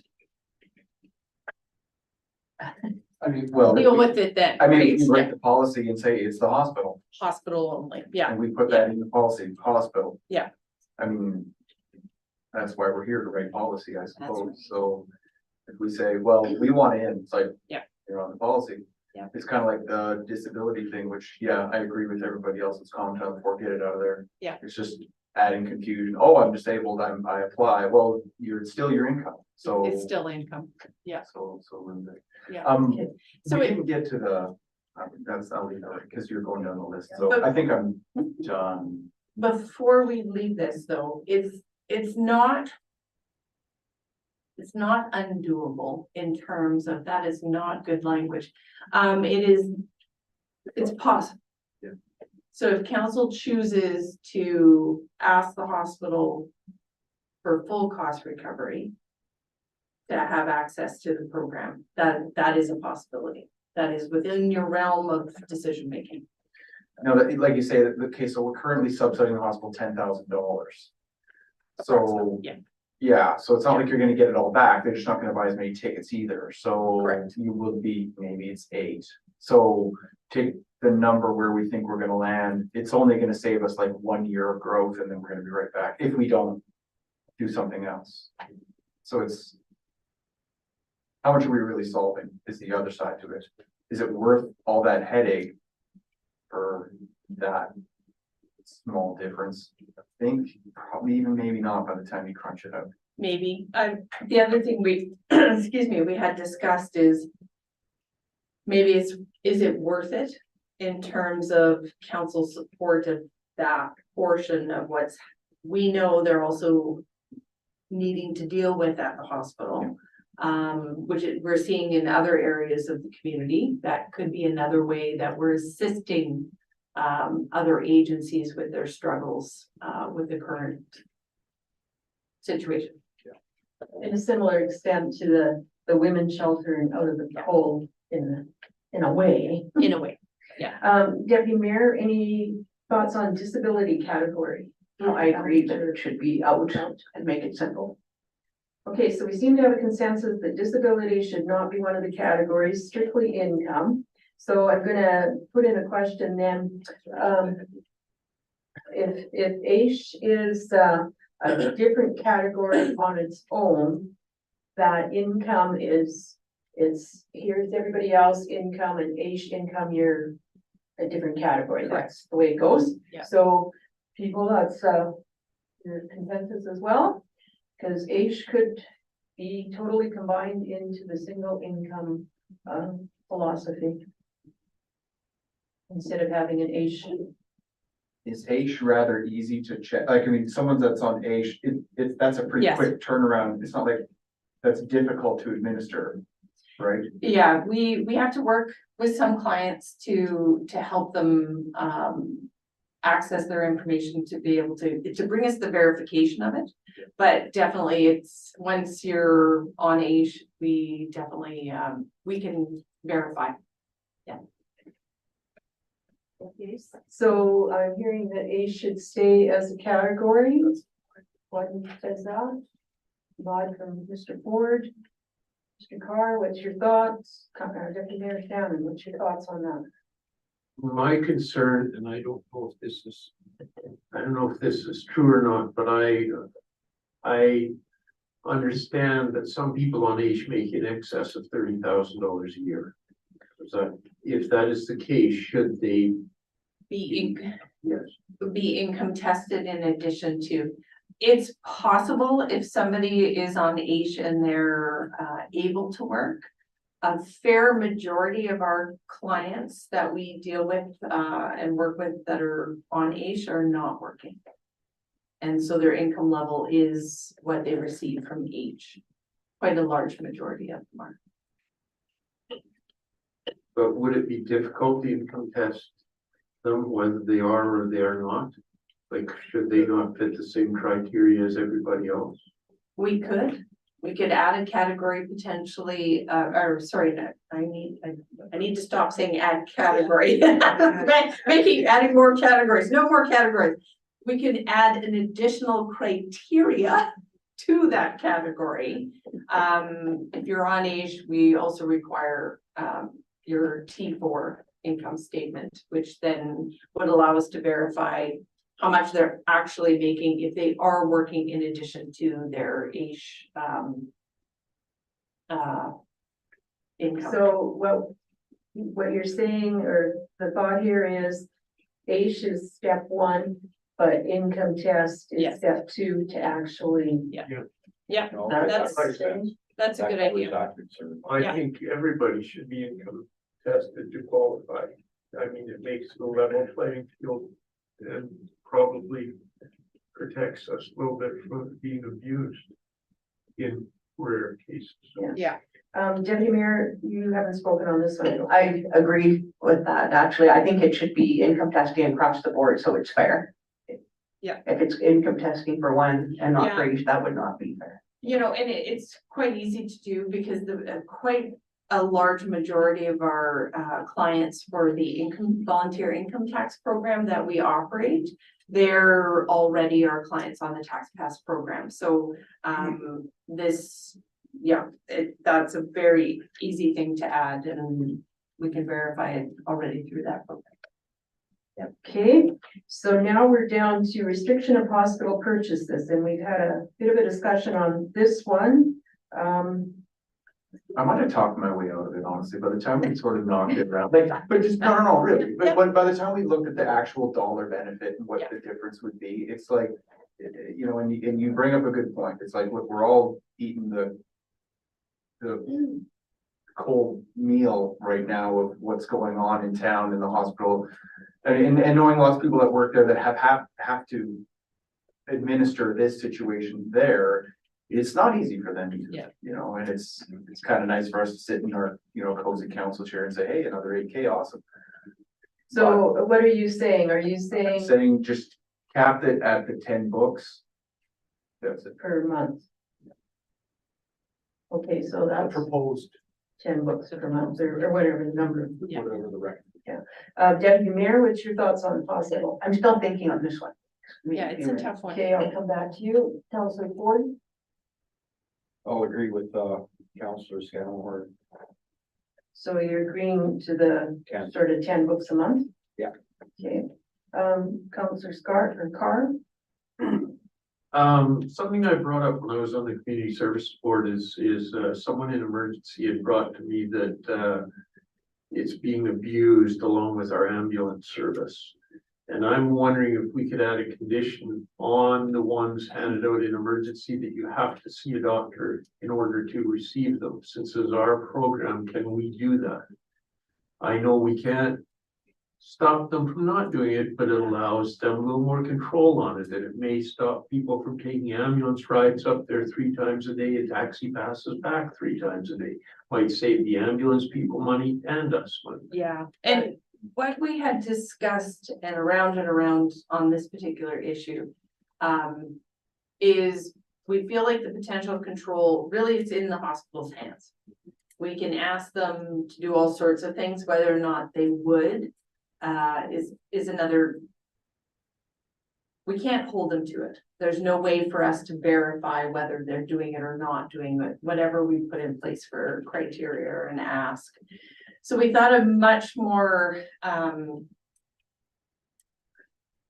a system that can control that is by limiting the number of those tickets so that they're not just handed out as a mechanism to just deal with the day's issue. So the 120 can be a different number. It can be 60, it can be 80, it can be something else. If it were we just based it on what their average has been. That doesn't mean that has to be the number.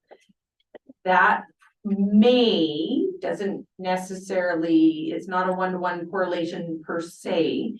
But if the staff know that they have a limited resource and need to use it in that fashion, that might make a difference. It might put some pressures on some other hospital programs as well. Yeah. If they run out of the 120 at, like, do you give it up or do they, for the hospital, would they go 10 a month or here's 120 for the year? Yeah, 120 for the year. Because, Yeah. you know, I can appreciate their circumstances out there. Sometimes we're not dealing with it, put it that way, they are. Yeah. Okay, Councillor Carr and then Deputy Mayor. I'm gonna beat this to death one more time. Give her. My thinking behind it is if we did put a condition on there. Yeah. Then the nurses that are handing them out can say, you didn't see a doctor, you don't get a taxi pass. Whereas if they just take it upon themselves, then they're called racist and everything else. Whereas if we have a set rule stating that, then they have a reason not to do it, which will in turn, in theory, save us on the abuse of the Yeah. taxi passes by a few people and also save the abuse of the ambulance service. Yeah. But it might not save the abuse of the staff. Well, until we got the message. So, It's possible, and maybe it's different language in terms of being discharged or, because it's not necessarily seeing a doctor always, maybe you, I see, I actually could see how that could be useful to that frontline staff person who needs a statement to be able to say no. It's a possible, I mean, we can always put it in, whether they utilize it or not, doesn't necessarily, yeah. but I don't think we can specify doctors, that what I. Yeah, that's, I'm thinking I'm sorry, there might be other terminology gets to the intent of your visited whatever medical professional, but we'll find some other words. Okay, Deputy Mayor. I still think that Counselor Scammerhorn's comment has merit. If it's why are we helping? And, you know, at full price for another, agency that quite possibly has access to a heck of a lot more money than we do. So I like Counselor Carr's, addition. I think that would help. And, maybe we don't give as many and just say, this is your amount for the year, use your to your best discretion. Cause I do think that has merit, that is an agency that we're subsidizing and really we should not be. So that's all I have to say on that one. Thank you. So the 120 would be possibly less than the curve that's happening with respect to the number of booklets they're tending to purchase. Unfortunately, historically, we don't have great data on the hospital, so and we might have to just find a number that council's more comfortable with. 120 is literally just based on sort of the last year. Because prior to that, their purchasing level was very low, 10 a year on average. So 60, 80, well, circumstances have changed and I think certain other factors. Yeah. Certain issues or certain things have led them to look for transportation off the hospital property to places. Okay, so income testing for seniors, we said all seniors, disability category, take it out. H, keep it in, but have a second level for income testing within the H. Restriction of hospital purchases, we've got that. Okay, the referral process. So here agency X says this client looked like he could use or he needs the taxi pass. I sent him over to the town. The town then is faced, well, here's the referral, but there's no application or no, let's call it data coming with this person. So the question is to keep the referrals or kind of not.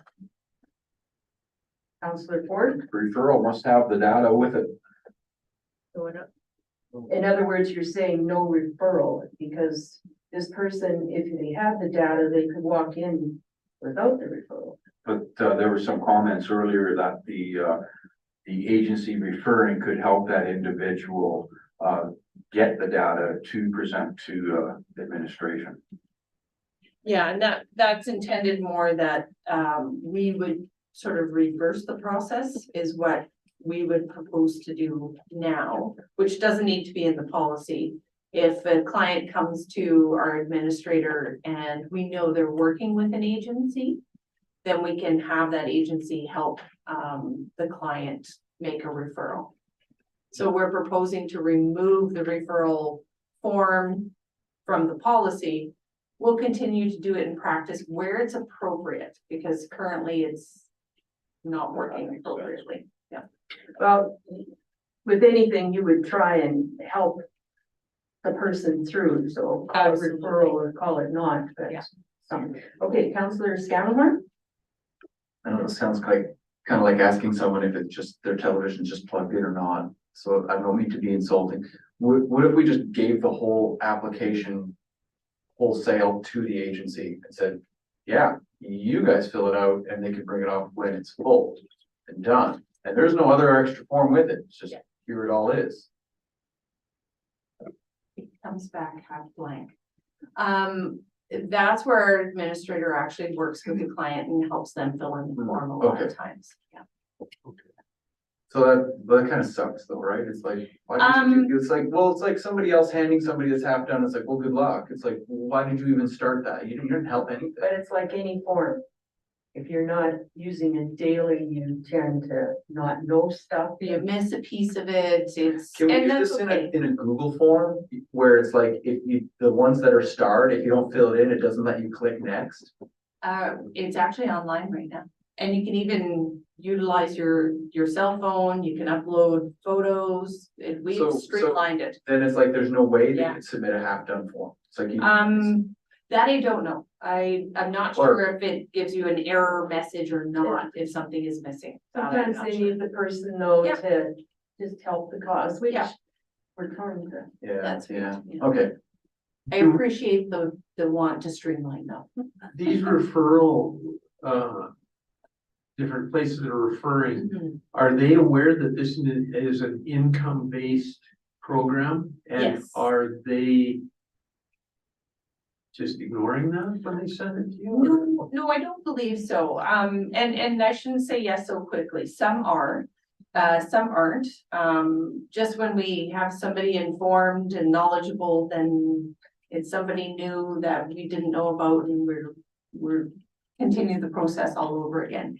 A lot of times it's, just sort of a miss on the intent of the referral. The referral was only meant for verification for somebody's income or residency if they were unable to provide that information in any other format.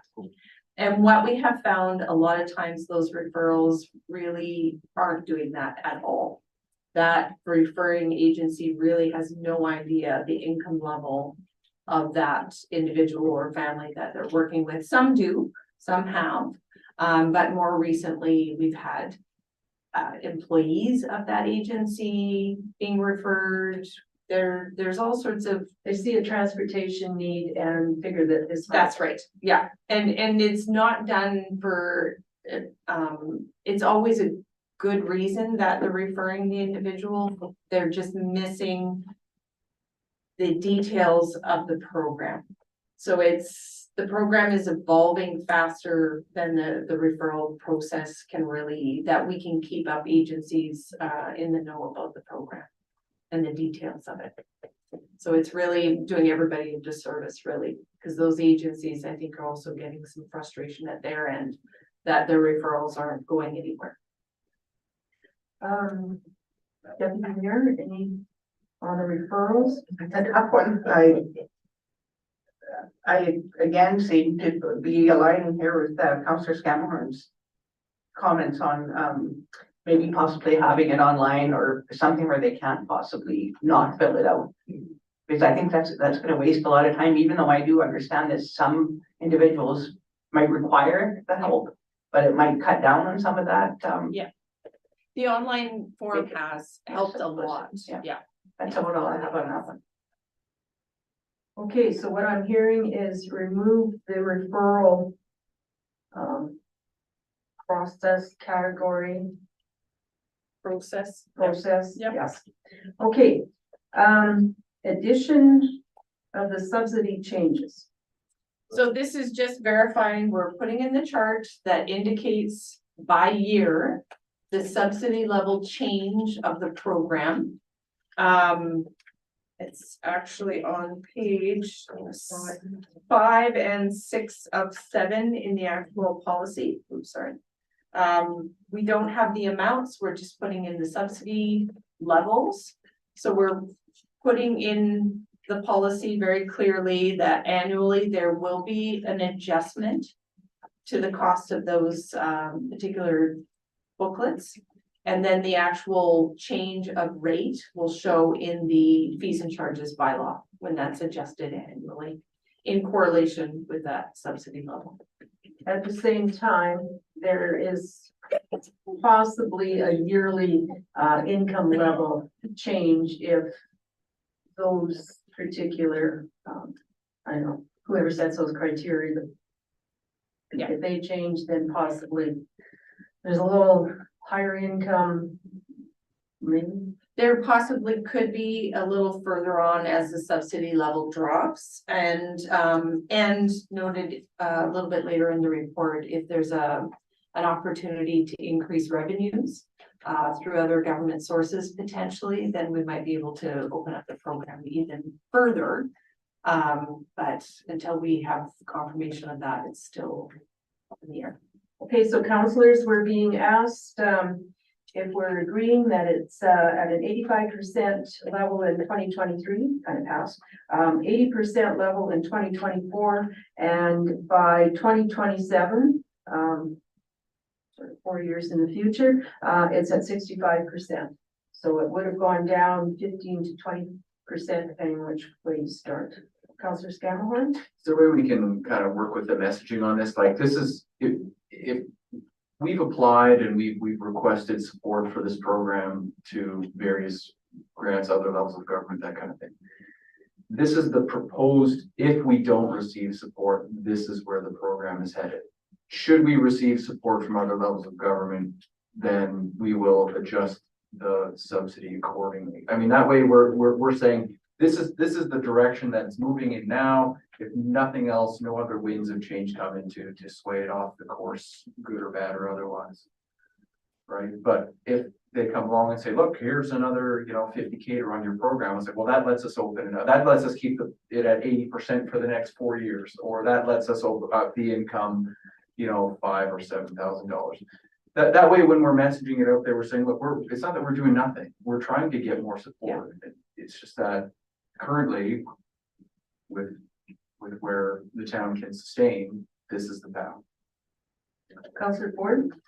Yeah, I tend to agree with Councillor Scammahorn's comments, because if I remember back at a previous meeting, without that extra funding, that's getting it down to the number that Mayor Manzer said at 65% brings us in line with other communities that offer the same program.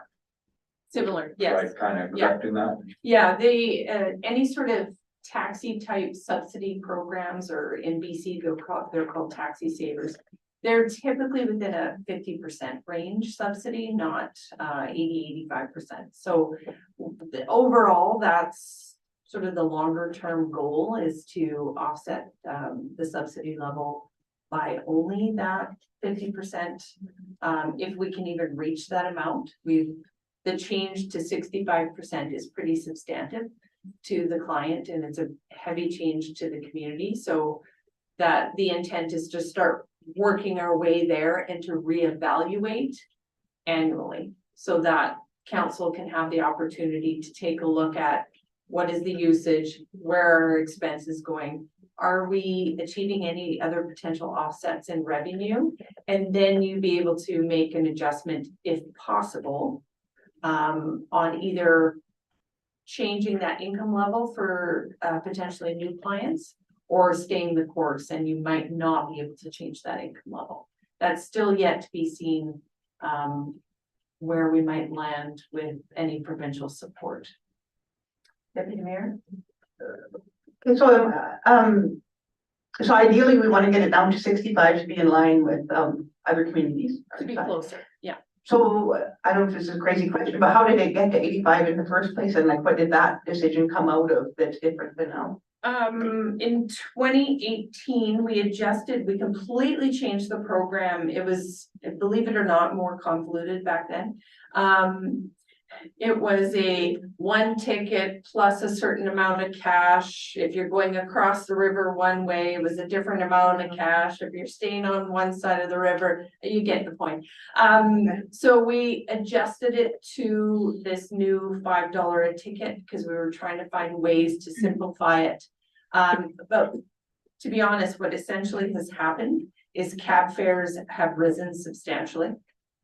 So our $5 tickets, the value of them, you might have had 30 rides or 40 rides previously. Now you're down to 20 in terms of the value of the cost of today's cab ride.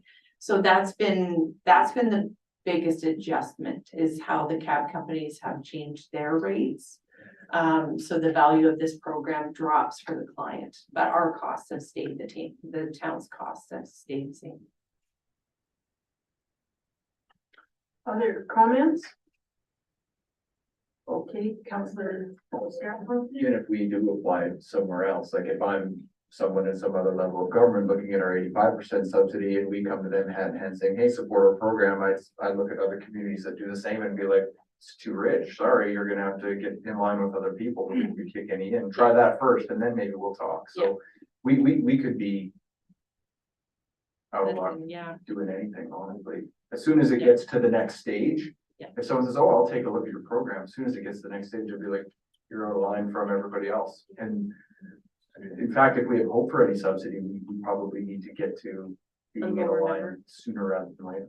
I hadn't thought about that, but potentially it is that is potential.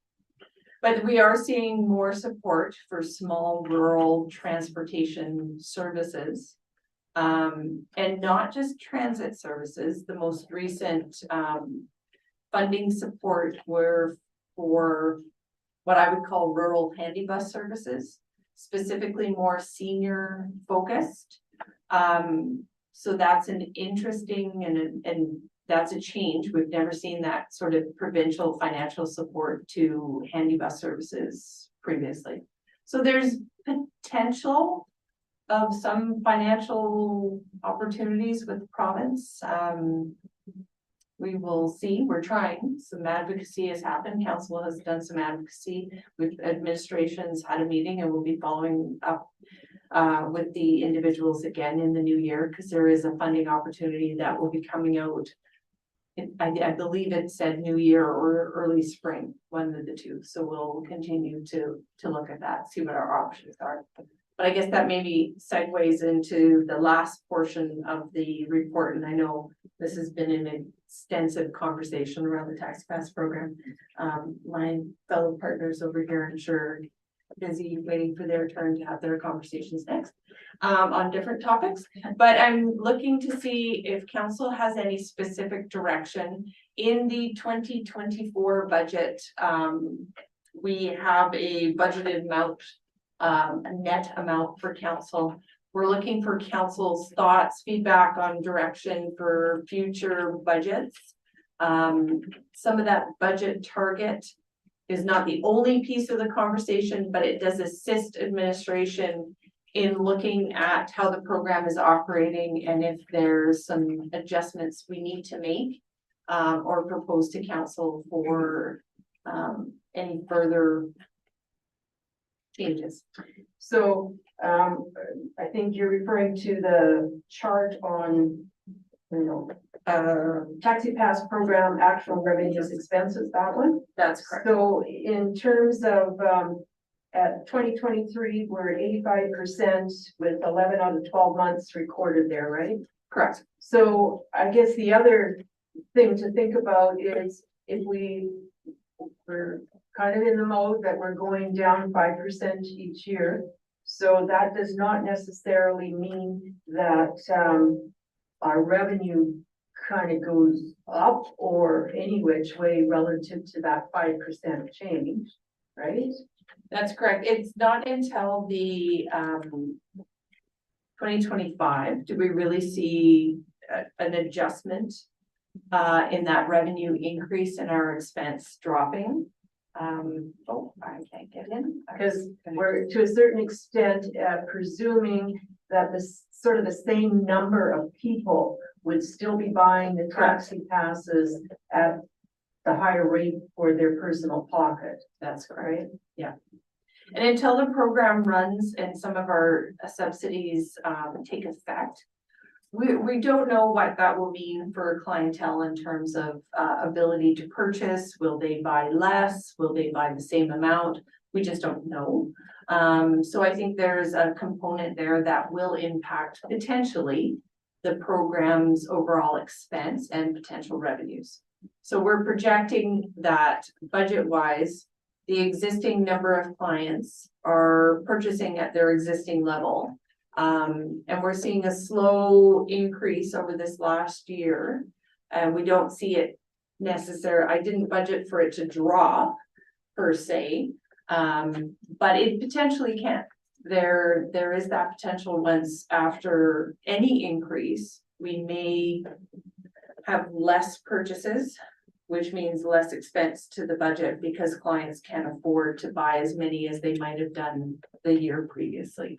So until some of those changes happen, we're not, I can't give you a definitive of what it will mean for the overall use of the program. I know for some folks, it definitely will impact. For others, they might continue on as normal. So, 2024, then, you're asking, like we see $204,266 there. It's gonna be a little change by the end of the year. But in 2024, you're saying, okay, council, that should be 205,000 or Well, 2,000 or what? we're budgeting the same amount or approximately the same amount for 2024. Okay.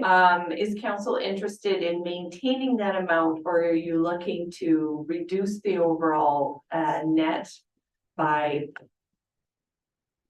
anything specific? Would you like us to be looking at no more than a net amount of 200,000, or is there what? Do you have any concept? I think there's almost too many guesses here because we've got the percentage change. We don't know the actual number of participants. I don't know what else we don't know, but there's things. Any counselors, your thoughts? 2025, should we say to? Can you direct staff, if you aim would at- like it not to increase, or you're okay with an increase? Maybe that's narrowing That it might be there, different. as opposed to amounts.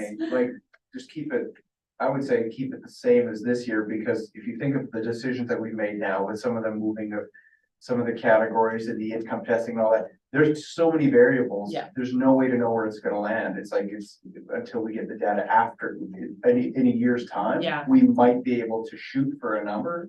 I think right now, just with some of the changes we've made, the number might stay the same or go lower, but who can tell based on what happens in the economy, whether people now who previously did, qualify now no longer qualify. How many of these things, how many clients of the 200, it's too many to Yeah. guess. I'd say if you can hold the line, great. Deputy Mayor? Same. That's a tough one, right? Yeah. Counselor Carr, Yeah, I agree. hold the line. Hold it. Yeah. Okay,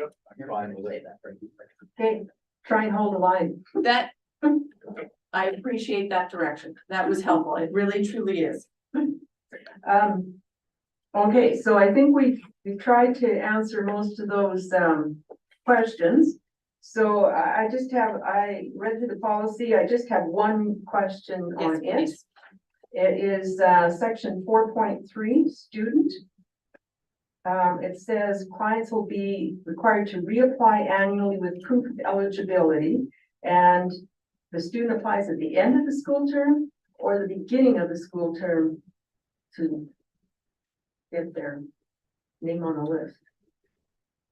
You know what I mean? Should I apply in June for next year? I don't have my papers saying I'm going to school yet. Anyways, just a question. That is a good one. I think it shouldn't be the end of the school term unless they have proof that they're renewing, so going back in. Yeah. And this is post-secondary school, not your average student. So counselors, in your read of the policy, did anything come to mind to ask? Okay, then, maybe we could come out of this with, move that council direct administration to, change, bring the proposed changed taxi pass policy, back to a future meeting. Does that incorporate enough? It does for me. What's your timeline? Because you said some of May. What we're proposing to bring the policy back, next meeting is the 11th, Monday. Yeah. Oh. Yeah. Great. So who's gonna make that motion? Oh, Um, you remember, you want me to you can paraphrase it. So, well, Ms. Parsons has one I in would mind here, maybe. appreciate all the professional help I can get.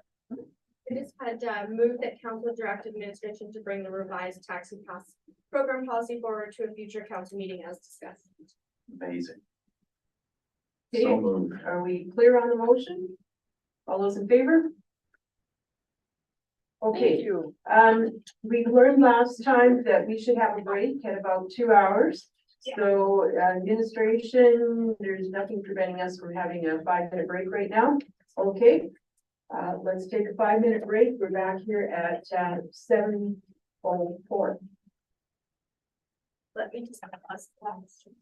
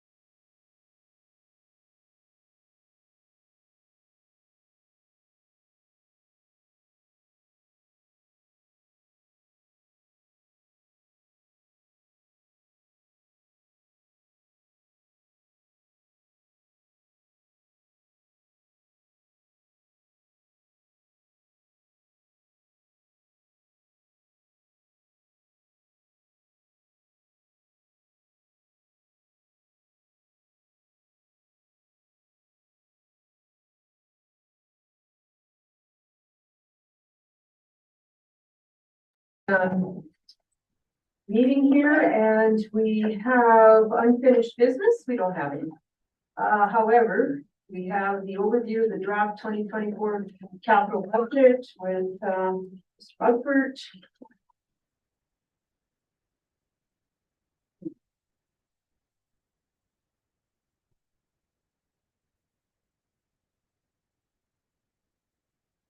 Thank you, Madam Mayor. Bringing back to council this evening, draft of the 2024 capital budget. Council was presented the draft budget on November 27th. Our intention is to bring the budget back for approval at the regular meeting on December 11th. This week. So far, there's been no changes made to this budget since it was initially presented to council. This evening's an opportunity for further discussion, comments, etc. from council. And so I'd like to also identify that's our intention to, at that regular meeting, to bring forth our 5-year capital plan. So the MGA requires that council approve a capital plan that's minimum 5 years. So we're going to be bringing that before council next week. Again, it doesn't answer the question of how we're going to pay for everything that's going to be on that plan. It's just identifying where we feel the priorities are and where those dollars are going to need to be deployed. We're also going to be bringing a 3-year operating plan as well. So at this point, just wanted to see if there's any additional comments from council, questions on specific projects. If there's anything else that council wants to see on this budget. Thank you. So I believe one counselor was asking about line painting. Is that a capital or is that operational? That would be part of the operating budget. Okay, how about fire hydrants, maintenance and replacement? So the purchase of the hydrants themselves is a capital item. But the process of installing and maintaining, that's all operational. So are fire hydrants covered in both of these budgets? To some extent? Thank you. Your worship, I think we talked about this in the meeting where we presented the capital on tonight. Tentatively hoped to defer it. Historically, it looked like we have been funding about $150,000 a year. But I wanted to make sure that we could go into 2025 with a reasonable plan of what we were doing and how we were going to execute it. And mostly it's time for me to get my feet underneath. So essentially, fire hydrants would be on wait mode in 2024 with a plan to go more heavy duty in 2025. Your worship, that would be my preference. You guys as council ultimately do get to say if you want us to dedicate capital money towards that. You can do that and ask us to, and we will execute. But my preference would be to defer it. Yeah. Okay, so councilors, now is the time to buy the fire hydrants if we so wish. Can I ask, I had mentioned last meeting if we could have a report on how many hydrants have been flushed and repaired and what have you. Will we see that before we make this decision or? No, I don't think so. We haven't replaced any this year. We bought parts, but we didn't actually do any digs from what I understand. We did do some flushing. I don't know the numbers. Yeah, we did purchase a bunch of fire hydrants 2 years ago or a year ago. So we have those at the yard ready to go if we need to, correct? So that's not going to affect our capital, that will just affect our operational, correct? Yeah, that's my understanding. Again, I don't know what that level of inventory is at this point, but my understanding is that in 2022 there were some hydrants purchased. Another question was East Side footpath.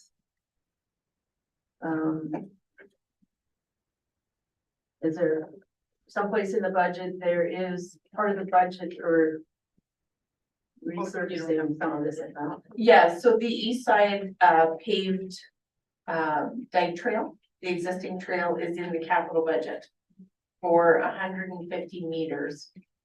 be repaved, refurbished, whatever that looks like, depending on the 150 meters that's chosen. As long as it's within budget, then however much of that 150 can get done. Correct, yes. Any further questions on the east side footpath? I realize we're diving sideways here, but we've got a list, so we'll get connected back. Councillor Carr, any further questions on that? No, I don't think so. Okay, Not at this point. okay, thanks. EV charging station, is that capital or is that something else, or is it in between everything?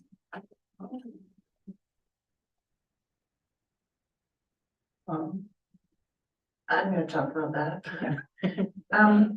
I think there's an understanding that a grant was applied for the EV charging station, but anecdotally, I've been told that the application never did happen.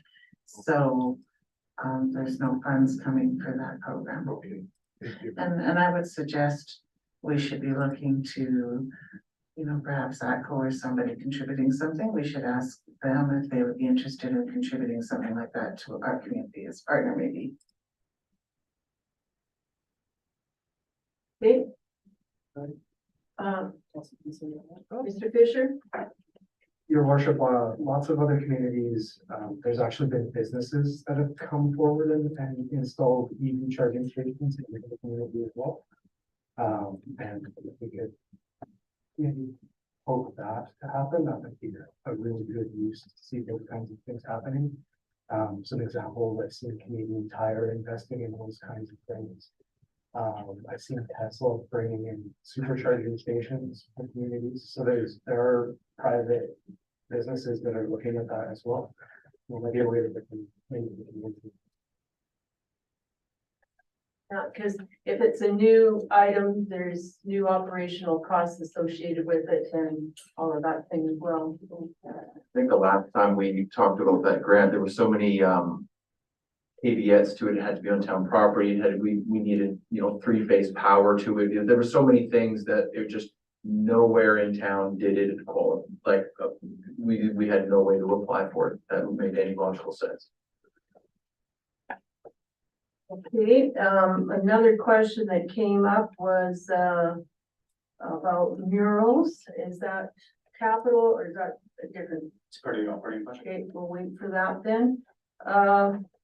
Offsite levy policy, revisiting that, is that, how does that fit or does it in anything? Your worship, I don't have it in our work plan for next year. We don't. I know, we want to start and get our land use bylaw finished first. Yeah, I think in the idea was that every couple of years that levy was revisited according to asset management plans and the whole thing, population growth or not, and stuff like that.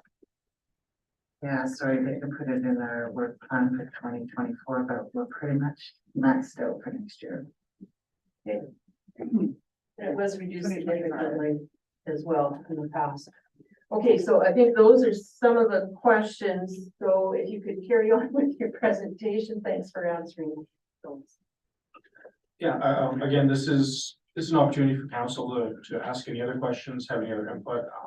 You know, as I presented last week on this, on the cumulative, we will have enough coming from our tax supported operating budget to be able to fund the draws to replace capital for that section. As the budget currently sits, our utility surplus coming from operating is not sufficient to meet the needs, so we would need to draw from our reserves to meet our budgeted capital needs for the utility funds. However, we are in the process of applying the grant funding to cover as much of that difference as possible. And again, the provincial and federal programs, I guess that's we have carry forward amounts from previous years, and we're anticipating that there's an additional amount that we're receiving in 2024 for those programs, which if it's consistent with historical amounts received, That should be more than sufficient to meet our needs for next year. In the event that it's not, then we would again be looking at utilizing reserves to cover that difference. But on the whole, again, $6.3 million is what we're looking at as a capital budget. And I will note that that is less than what our budgeted amortization expenses for 2024. So again, to recap for council, amortization expense, on average, you want to be spending at least what your amortization expense is or more for capital replacement, because amortization expense is based on historical costs and general inflation. Current capital replacement is more than historical capital replacement costs. So any further capital questions, Here. On the wayfinding plan, Director Bell, 200,000 would be, so it's dependent on if we get a grant or not? Correct. And even if we did qualify for a grant, seeing that it's like almost half of, it's almost like going shopping on a sale just because there's a sale kind of thing, or at that time, would there be another discussion on it when you were successful with the grant? Well, if council approved the budget as is, for example, maybe I should break down what that 400,000 gets you. That probably might be even more helpful. We have a quote from a company that does the design and planning for us. That's about 25,000. So the rest of it is actually sign manufacturing, design, construction of signs, and installation of signs. So you'd be getting 300 to 50 approximately amount of signs installed throughout the community. So the bulk of that project would be installation of signage. So if we received 100,000, then we'd only spend 200,000. The grant would dictate the actual overall budget of the project. And are these rewarded to people, local signage companies? We follow our purchasing policy, yes. So the grant doesn't dictate who or how we purchase. We have to follow our own purchasing policy. So we can put out a tender or RFP or whatever the case is, depending on what the proposed plan overall is. The town of Camrose has a very good wayfinding sign master plan, which I recommended Google search it. It includes, and what we'd be asking for is a full detailed plan of what style of sign, where to actually install the signs. So it's not just, a design of the sign. It's actually pinpointing exactly where to put what signs and what style of sign for what purpose. And that plan alone is valuable, because then if we don't get the grant for the full amount, we can still do the plan. And we talk about this a lot. Once you have a plan, that opens up all of our doors for budgeting for other grant opportunities, that kind of thing. I reviewed the Camrose plan, or that's a very good plan. Yeah, very good. It's very nice. Yeah. Other capital questions? So we're kind of at this point thinking that next week, including this plan is what that means. One last question, Deputy Mayor. One last question. So for buildings that in town that we own, like the curling rink, we own that building, is that correct? Correct. So anything that building would need, would that be under our responsibility or the curling clubs? Because that would. Excuse me, all of our lease locations, as per the lease arrangement, they are required to, the leasing is required to do all maintenance, repairs, capital upgrades, structural, otherwise, yeah.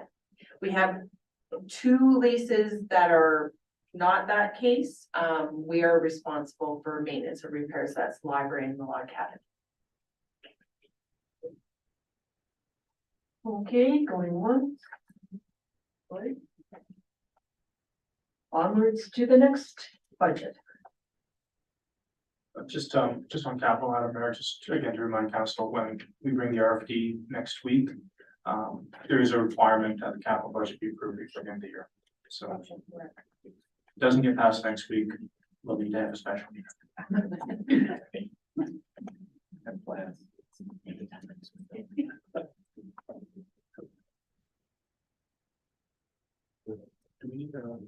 Yeah, or should you would just call for a motion for accepting? Oh, please. Okay, okay. Would, someone be prepared to move the council accept the draft 2024 capital budget presentation for information? So moved. Councilor Ford, so moves. All those in favor? It is carried. Okay, onwards to our next one, which is the utility operating budget. Thank you, Madam Mayor. Again, this utility budgets was brought to council on November 6th. There's been no revision since the original presentation. We'll bring a request for decision to council next week, December 11th, this regular meeting. Again, this is an opportunity for any additional questions or input from council. Okay, any questions on the water utility wastewater?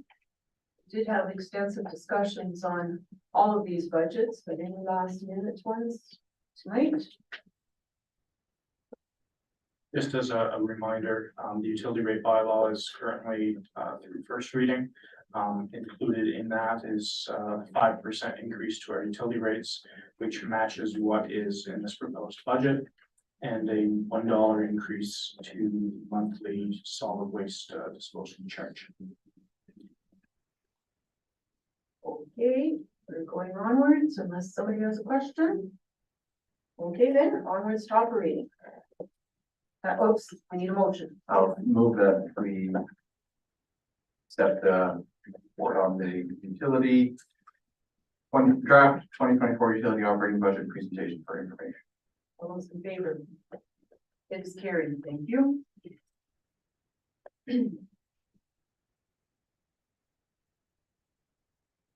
Okay, moving on to the tax supported operating budgets.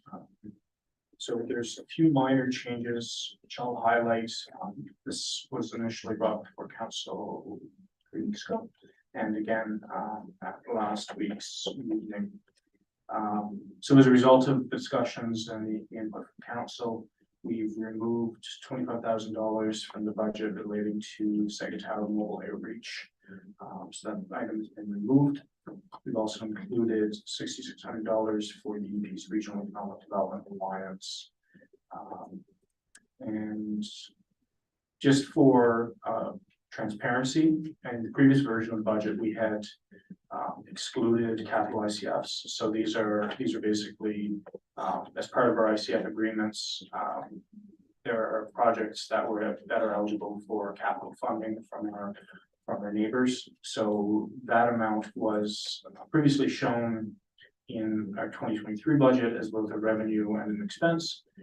In the initial presentation, it was excluded, but I've now added it back in. So again, it has no impact to the net bottom line, but it does make it a bit more comparable when you're looking at how much is coming from our operating budget to be used to fund capital. So again, those capital ASFs, it would be on for things like, as an example, like the hot tub would be an example. So again, this is an opportunity for comments, questions, and input from council.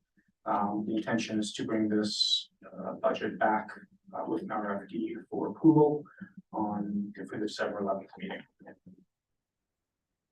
Okay, councilors, questions?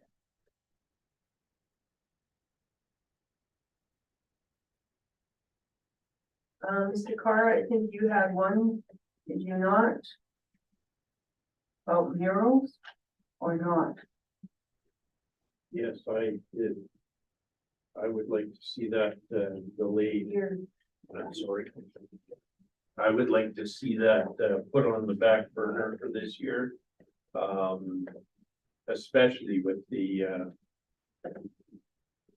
mural on the Air Cadets building likely going ahead. I'd like to see that money used elsewhere. How much money are we talking about with respect to that category? There's $20,000 in the operating budget for Meadows 50. I know. I guess I can see the point. However, I also have had many comments, with respect to, how nice it is, to have some of these utility boxes and murals in the town of Peace River, both from, some outside people. I think of the fire, evacuees this summer who, had made positive comments about that. We want tourists to come to our towns. I think when I am a tourist that I'm visiting other places, I'm looking for outside art as much as inside art. But that's my opinion, so I would hope that we would carry on with the utility boxes and murals. Councillor Ford? Just to elaborate on Councillor Carr comments. So that budget line you said was 20,000? Yeah, yes, it's $20,000 and it's an item that, for the time being, is a reoccurring item in our budget. So it's as part of our operating plan, as an example, we currently would have that in there as well.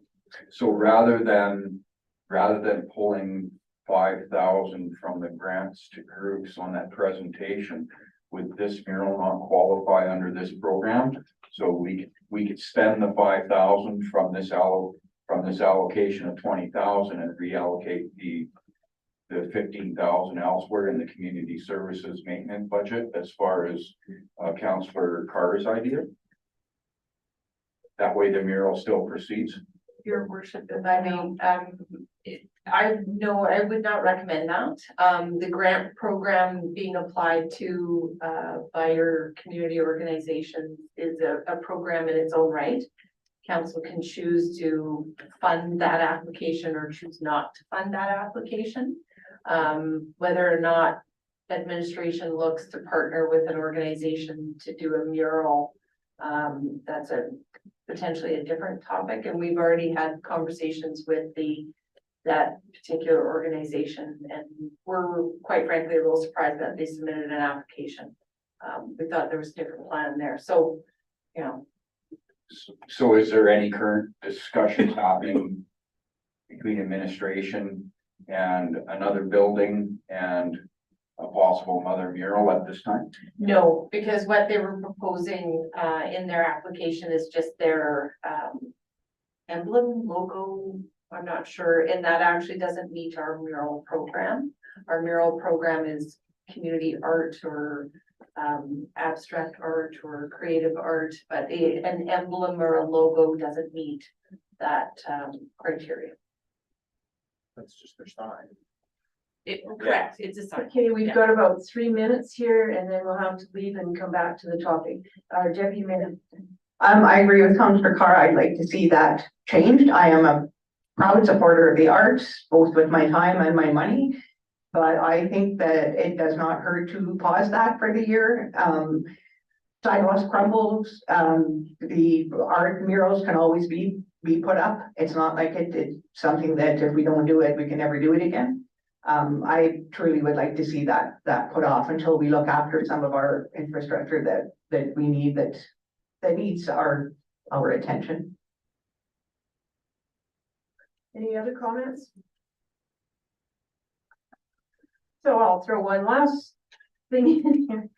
20,000 doesn't do very much for any sort of maintenance issue on sidewalks or anything.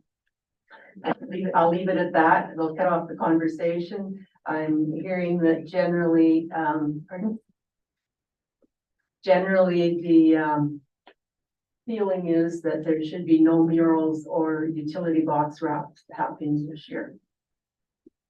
With respect to the budget though, what do we say about the 20,000? That takes some portion, it takes 20,000 off this operating, does it not? No. It would, yeah. And where does it go? So at this point, it would just go into reserves. Yeah. Unless we adjust what our targeted increases. Again, like just, did we want to, you're on this topic and.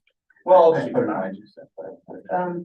Okay, well, okay, very quick, because But just collect a little data on this that I did share with council. So I'll just try to summarize it for the benefit of those listening, and we've had social media posts with upwards of 500, 800 responses, reactions, all of them positive, none of them negative. I think the community really sees this as an identity of one of the hallmarks of our downtown. And I think it would be disappointing to a lot of people to find out that this has been paused for it. I don't see any other public data that would indicate otherwise. Okay, you have one last comment? Yeah, mine's just a comment, but I did see late this summer or midsummer, and this isn't a utility box wrap, but I did see some really nice artwork go on a utility box beside modern paint and flooring on the south side, and that was hand painted. Is that not one of our wraps? It wasn't a wrap. There is an artist there with a paintbrush. Okay, so at this point in time, we should be joined by a guest, I believe.